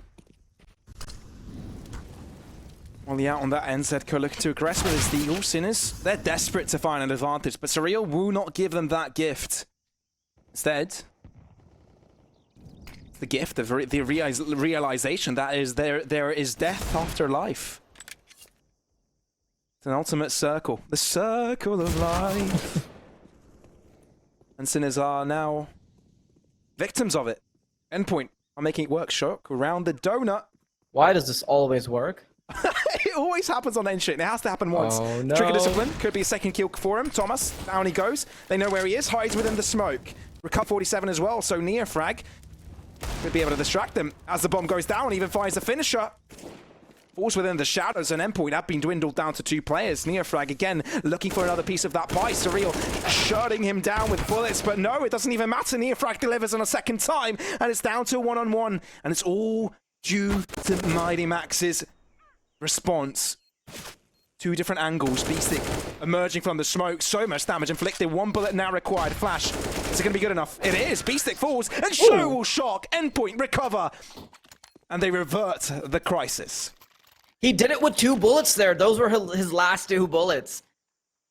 Love that from Mighty Max. What a 1v2. Sinners had almost drawn it close. But Endpoint, they want to waltz on over to that double digits mark. Now, however, it's Sinners that have enough of a loss bonus to add to that pile of $2,000, and now they can buy up comfortably. You do have to respect the use of utility there, man. using a flashbang in a 1v2. Not recommended, but does manage to work it through. Mezzi opens things off strong for his side of the server. Takes away Shock from the equation, and Neofrag is about to have a duel and a half as well. Yeah, there's potential contact to be greeted. Let's approximate area. Mightymax, might be caught with his pants down. That's exactly what happened. Zedko be able to find himself a nice juicy kill, so will Beastick, but will quickly be shut down, and the same will happen to Zedko. All there in a matter of milliseconds. Crucial. Ooh, delivers on his end. So you would have thought Sinners had an advantage early on. Think again. Well, I thought Neofrag has a chance.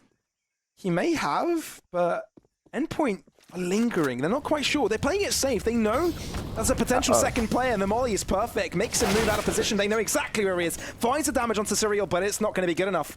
It's the closer. Double digits already, and we're only 12 rounds in. Double digits, and we're all in only 12 rounds. Endpoint are trying to cement the idea that Sinners coming back on Mirage was a fluke. And if they can close it out with the same pace that they've been carrying on forward so far, they would do just that. Sinners, knocked down to a few hand cannons here and there. They've got a CZ in the works as well, just for a bit of variety, but for the most part, I mean, what are we expecting here from Sinners, Pavlos? Because Endpoint have been running away with it. It doesn't seem like a competitive game at all right now. It's all the case of Endpoint being the big bad wolves, and unfortunately in this story, the wolf wins. There's always a hero arc for us. That reason I will always believe. Especially when it comes to Deagles, when Sinners are involved. But I think you're right. You know, the big bad wolf in this situation is definitely Endpoint. Right after the three little piggies. Looks like they've been able to do so. I guess Sinners, they find ways to gain advantages early on, but they find difficulty in stapling them into a victory, in transferring them into a victory, more rather. Oscar, though. Okay, Oscar. Does he intercept? Ooh. Oh, no. A little bit greedy there. Didn't quite expect the logs angle. Good attempt. Sinners, though. They've done a fair bit of damage when it comes to Deagles, but that's not what they wanted. They wanted something greater. It's really difficult to hurt their opponents' economy, but Zedko? Question mark? Make that too. I've got one big question mark on my head right now. I'm not quite sure what's going to happen. Touches the bomb, puts pressure onto Surreal. He's actually going to peek through. Headshot, but no time, no kit. Valiant effort, but not going to be good enough. Endpoint still run away with an 11th. There is no stopping this roster of Endpoint. In the way that they dominated on Overpass, they're looking to do it once more, but this time maybe even more dominant. They've got a couple rounds as the bonus. They've got a fair bit of leeway to work into this. You can see that nobody on the center squad is really turning up at the moment. Almost said Zetters as a mix between Zedko and Sinners. Zetters. But maybe that can be like an alternate alias or something for him, but for the most part, most of the kills from Sinners have been meaningless, not really culminating into rounds.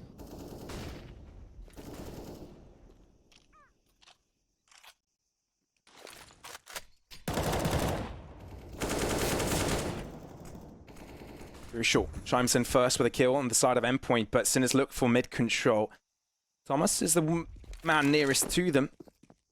But you can quickly see Mightymax on hot pursuit of that positioning. Knowing that there's potential. Sinners moving up close here. Neofrag delivers. Mightymax with a swing. Delivers onto Shock. 11 points of health, but still wants to run wide. Beastick shuts him down. Not going to allow him to reign supreme any longer on that side of the map. But Surreal, again, looks to make his presence. And he finds a kill throughout the process. Neofrag puts that AWP to good use, but in the same time, Endpoint, they're easing up across mid. Simultaneously towards A as well. Zedko is all by himself when it comes to this endeavor. But I think he missed out on an opportunity to deliver onto Surreal there, because he's just walked straight past him. Tarnal's movement coming in from Mezzi. The rotation from Neofrag. I'm not quite sure if they've got the right read, because they've lost mid-control for quite some time, but I think they've got it right. I think they know, but Surreal catches Zedko off guard. Looks around, Neofrag with a trade. One-on-one, still anyone's game. Smoke out, making it a lot more difficult for Neofrag to deliver, but it's the back angle to give him the victory. Sinners, at least they have another say in the matter before the half goes underway. They need that 4 desperately, Pavlos. They want to get it to something a bit more digestible. Get to that 4th round mark. Win the pistol round. Allow the economy on the T side to build up. Lots of win conditions, but if there's any team that can do it, I would hope that it's Sinners.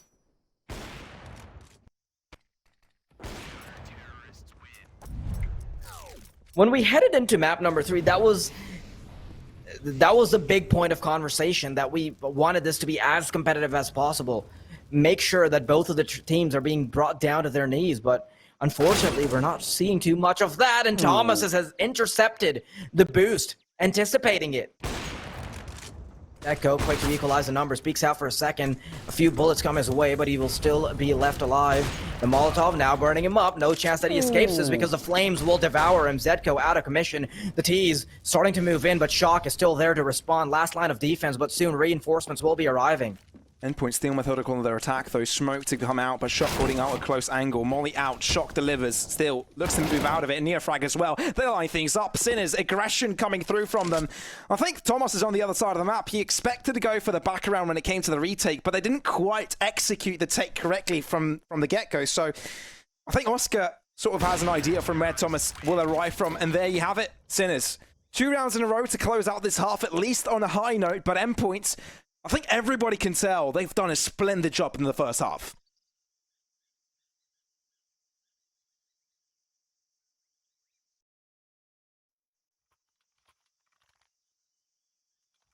It's tough. But Sinners, they need to keep their head held high. Allow themselves the mental space to come back into this. If they can line up the pistol, subsequent rounds after it, then it's only 11-7. It's not like it's entirely out of reach. The double digits might be looking spicy for Endpoint, but oh no, this would be a disaster because the flashbang is perfectly lined up. Thomas misses the first few shots, doesn't get overwhelmed up until he picks up the first frag, but now it's Crucial's chance to deliver. Doesn't do just that. Mighty Max, once again, has to participate. 4 men moving into the B site. A little microplay coming in from Crucial as he had a further wider angle, potentially catch them off guard, but due to the fact that Sinners had so many players on hot pursuit, it was difficult to deal with. Shock delivers on one end, but B-Stick still can't do it too much about it, as at Endpoint, being able to take him out of the server, now 2-on-3, looking to contest this. Oscar, whoa, what a swing. Nothing Mighty Max could have done about it. There's a resurgence in confidence coming through from Sinners from the previous 2 rounds. They're able to carry it onwards to the next half. And suddenly, Sinners could potentially be back in it. The Desert Eagles are one of the final blockades that they have to get past, and then they'd be flirting with the potential of winning the map. Well, I think it would probably be a better idea to hope for the tie first. But regardless, this is no longer a game that is going to be a landslide for Endpoint. They may have gotten double digits, they may have gotten to the 11th point, but that's the beauty of the terrorist side. You can shut down the economy completely. Let's see if they can hold on to their horses and do just that, or will they succumb to the dragons that are the Eagles? An elbow being spotted by Oscar. Over towards Donut. Won't allow Mighty Max to get too comfortable with this. Sinners have yet to make a decision. Where do they go?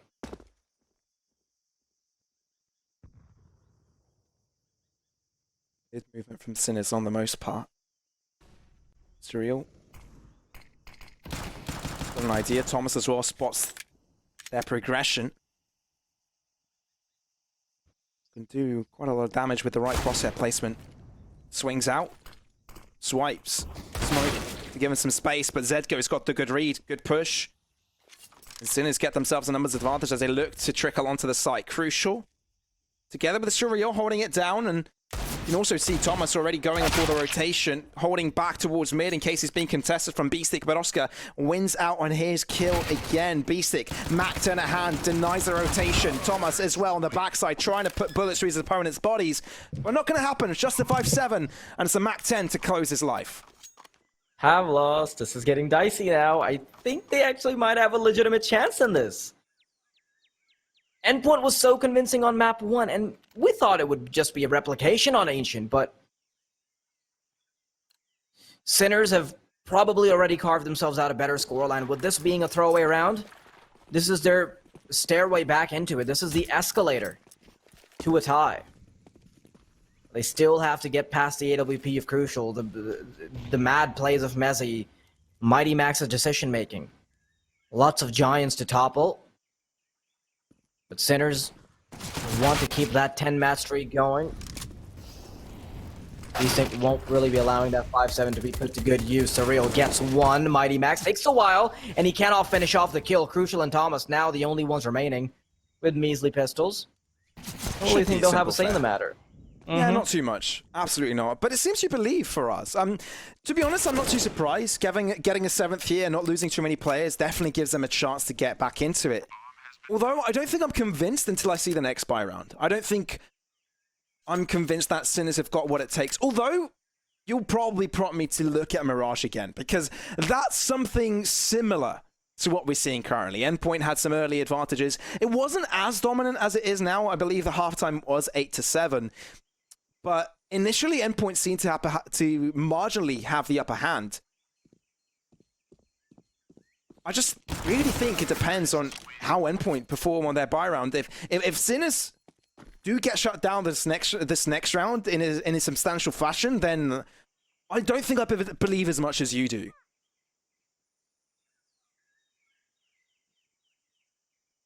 And that's what just multiplies the importance of this first gun round. If the T side win it, if Sinners can power on through, then that's not only their opportunity at shutting down the economy of Endpoint, but also a chance to build up their own. A few landslide victories going their way would be sure to boost the morale of them. But Endpoint want to deny just that. Some utility will be limited, but they do have an AWP in the hands of Crucial. How do they play this? So that's really interesting from Endpoint. Something we haven't really seen from Sinners is that they default to throwing down a smoke early on in mid, denying the initial entry from Sinners. Because that's pretty much giving Endpoint their own little mid prior at the start, right? It's supposed to be favored for the CTs at the beginning. I guess maybe that's where Sinners faltered, but they don't really want to go for mid. Just want to pressure them in multiple directions as they turn their attention mostly towards the B site. Now they've spread out. You can see the lurk from Shock is also coming in to assist in this endeavor. They want to put all their forces on this take, but little do they know Endpoint. They've left the mid side completely open. Therefore, having 3 players on towards the B site, they want this to be their hold. They want this to be their stand. They want this to be where they stop Sinners getting any more rounds here on the T side as they push on through. Shock will likely be the first man to lead the charge as Mezzi behind a pillar. They've got to shut him down quickly. They do. Mighty Max hold his ground. So does Thomas, but quickly do get traded out. Mighty Max is the only man alive. They line up, but not enough. Set go. Gets 2 kills in the process, and Sinners do have the numbers advantage as they get the bomb down. This is a tough retake to crack, and I think Endpoint might not even go for it unless they can find a very quick initial duel. Oscar's crosshairs are right on him. And Crucial being the last man remaining, he wants to run away. He wants to save that AWP. And this is where I truly become a believer, Pavlos. Because Sinners being on 8, that is scary. Any leeway that you give up to the Sinners squad, they'll be happy to take it. We saw that happen on Mirage. And heading into map number 3, they've converted from what was 11-4 to now a much more palatable scoreline, 11-8. And it's only destined to get even worse for the Endpoint side because they have no money to work off of. I think I'll agree to that testament. Because they're basically a couple of buy rounds away from gaining the lead, right? Technical was very short as well. But a good reminder to heading over to pinnacle.com/odds to using the code CUP21 upon sign up, where you can, when you bet €10 on esports, you get €10 in return. So might as well take advantage of that offer that Pinnacle has at hand. Make sure that you do bet responsibly, though, as betting should be fun. So only bet what you can afford and make sure you are having fun. But Sinners, I'm not quite sure if they're the ones really enjoying this, although I'm sure they're enjoying it much more than they did at the first half, right? They're on the resurgence points. They're looking to come back. But they must not falter. There's still a mountain to climb.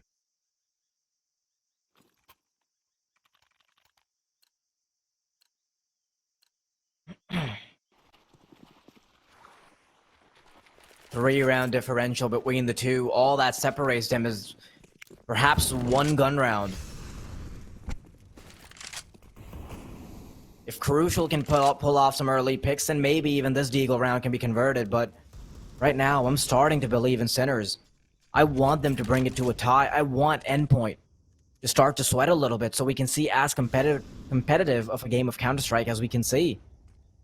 Let's see if this works out for Mighty Max and Crucial. Tag teaming up on mid. Shock will be the one to have to intercept this, and as he looks away, Crucial will be making quick work of him. Shock, no longer part of the equation, but a bigger discussion will be had over towards the B-bomb site. Quite a setback from Sinners, because that was where Sinners would have found an extra angle to approach from, where to put pressure on for the rotations, but Beastic is able to catch them off guard. Thomas has the 4. Mezzi, is that Beagle a good use still? Doing a lot of damage. Maybe the Beagles can pull ahead here, but Neofrag not shut down just yet. Scratch that. Crucial puts a bullet straight through his heart, and now it's down to 2-on-3 Sinners. Can they close things out here? Looking to approach, not scared of that endeavor at all. Going for the bomb plant initially. Smoke to give them some space and some time for Mighty Max to approach from an alternative angle.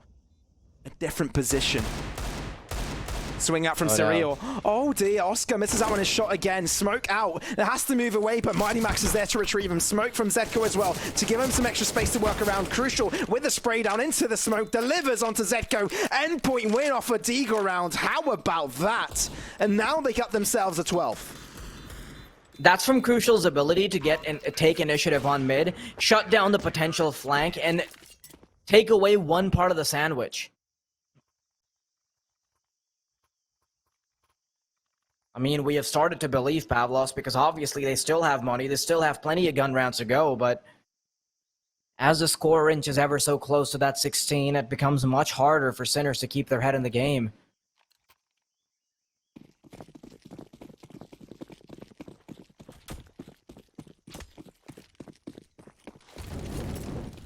Endpoint, now on a double AWP setup.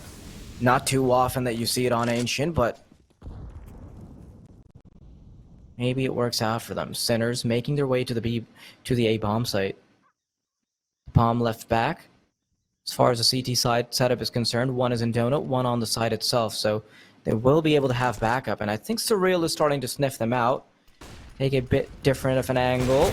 He can hit the first shot, doesn't connect on the boost, and now they'll have to go for the retake. The Flames do so much damage in the process as well. Mighty Max able to deliver onto B-Stick, and now the push is on. Endpoint locked out of it as the smokes are good. But there's so many players looking to lurk from the shadows. Molly gives them some extra space to work around with when it comes to Temple. But Neofrag shuts the ground, removes Mighty Max's feet. And now down to 3-on-4. Endpoint have got the advantage. The bomb hasn't gone down yet. They don't feel like they've got the space, the room, the comfort. Endpoint, they're really putting the pressure on, and Sinners can feel it. They need to find an alternative answer, because they've got nothing going on for them right now. Crucial delivers. They need to go for this push. They need to go for this play. They run out of smokes to give them space. They need to make these flashes work for them. But now it's all down to Neofrag, all by himself. How strong can you be, good sir?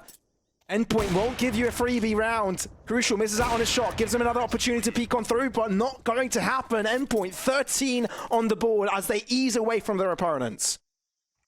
And now the question, or rather the condition of Sinners having a lot of money is slowly being whittled away.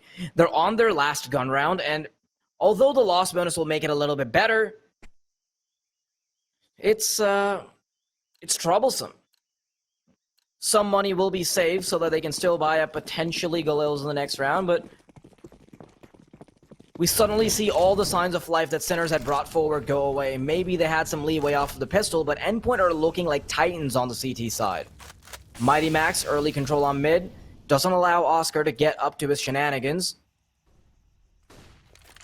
Unless somebody can take the bull by the horns, take charge on the center squad, we need a player to turn up. Endpoint would just run away with this. This is almost looking like Overpass, Pavlos. Does seem like that, doesn't it? I wouldn't count Sinners out at all, but they need something. You've said it. They need someone to step up. They need someone to put on those carry pants. No one has done just that just yet. There's a spark missing from Sinners currently. Endpoint have been able to extinguish it multiple times. Crucial. Good shot. Lines it up for a second, delivers. Does he expect B-Stick on a close right angle? I don't think he does, which could be his downfall, unless he uses forwards. There you go. And Sinners, is that going to be good enough? They're down in numbers, therefore they need to act fast before the rotations come in. 2 versus 3 when it comes to this A side if they push on fast enough. Messi holds his ground, not going to let that happen. 2 players left on the Sinners position, and Oscar, he's not going to be giving this freely. Flash out, Shox needs to regress. Oscar delivers on his end, but Thomas is still nestled in the Silog's position. Do they check it? They don't. Free kill, Thomas delivers, and it's all down to Oscar. A crossfire set up for Endpoint, and there you have it, 14 on the board.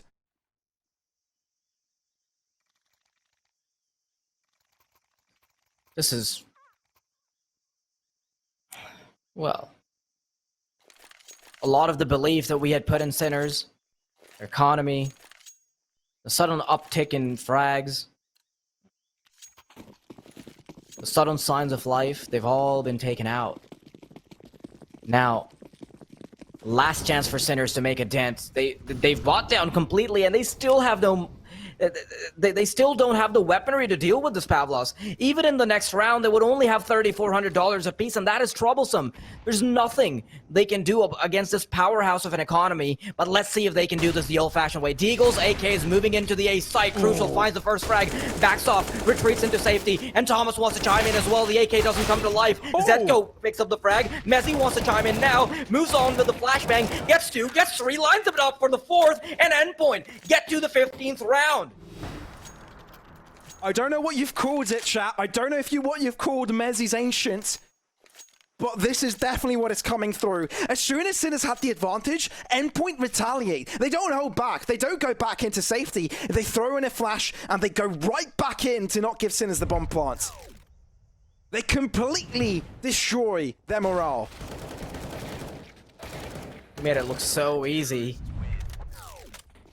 I mean, it came down to Surreal's flash as well. That was perfect.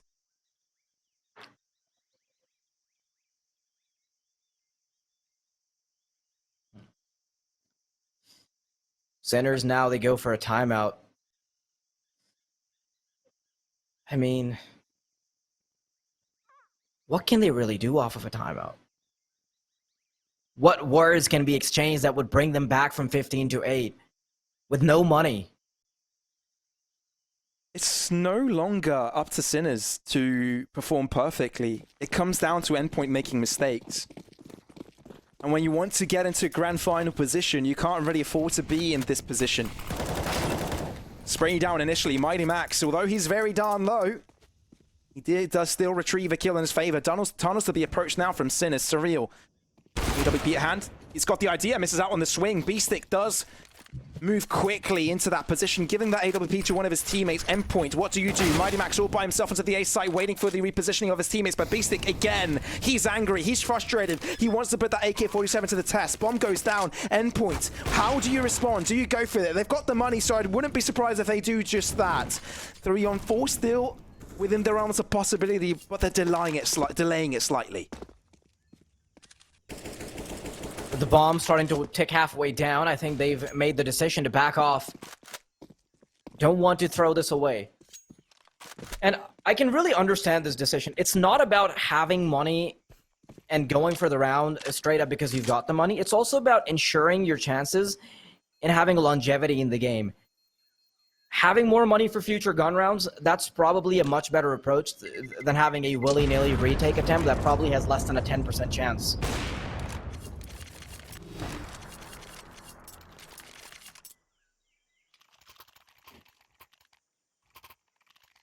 Well, at least Sinners come back from that. They still keep themselves on the gain, although the Pinnacle odds do depict Endpoint being massively favored. And who is there to deny it, really? They are on map and series point, on the verge of heading to the grand finals. Sinners need something magical. They need a miracle. Although they keep themselves in by having one finger holding on to the rope that is this game. Yeah, that they need finger, a better grasp, and they need to fight for it. That finger must be turning blue at the moment with how hard they've had to hold on. And the likes of Crucial are just tapping it with a little hammer, trying to make it lose its grip. Sinners, they want to head on to the B bomb site. Not much they can do than do it the old-fashioned way. Utility thrown out at the start, Crucial. Oh, back for now. Zetko finds the first shot. That could be the opener they need. Looking for the second. Mighty Max holds his ground. Not going to let them aggress between the alleyway. And controlling the alleyway is so darn good for the retake. Mezzi denies a plant, spamming through the wooden wall. And for that reason, they are standing ahead. They are standing supreme. Mighty Max getting a 1 kill onto Oscar. Zetko does retaliate onto him. It won't be enough. Zetko in the smoke. Endpoint have surrounded him. Endpoint get the 16th round. And you can see the smiles on their faces. They've done it. They've gotten themselves and their money. They're heading to the grand finals. That is unreal. Sinners. Not only does their tournament run come to the end, it's also their 10-match win streak. A powerhouse of a team that was obliterating all of the competition, but today I think they might have met their mighty match in the form of Mezzi.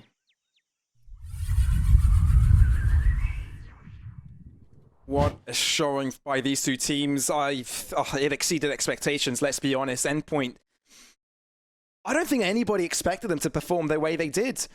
Let's be honest though, these two teams started off in this tournament in a very similar fashion. They both managed to make their way out of the Swiss stage in a 3-0 manner, undefeated in all of their series, both of them only dropping a single map. And when it came to it now into the semi-finals, you would have thought this would be a very close endeavor. They haven't been challenged yet, right? But I think each of them met their maker.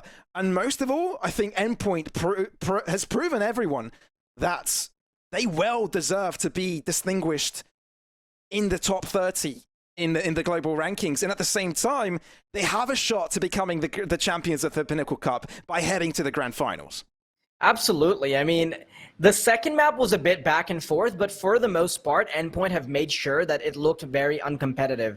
Ancient, it was a landslide at the start. There were a few signs of life there at the end from Sinners, but for the most part, it was all done and dusted. I mean, from the get-go, with the performance coming out from the individuals from the Endpoint squad on Overpass, we already knew. The win conditions, I mean, I know I've mentioned it before within the game and in the pregame, but the conditions that we set for Sinners to come out on top, to have the likes of Oscar popping off, it seemed like Endpoint just did all of that. They had their AWP player popping off, they had the IGL popping off, and with all of those stars being aligned, it led to such a landslide victory. Not something that we'd expect.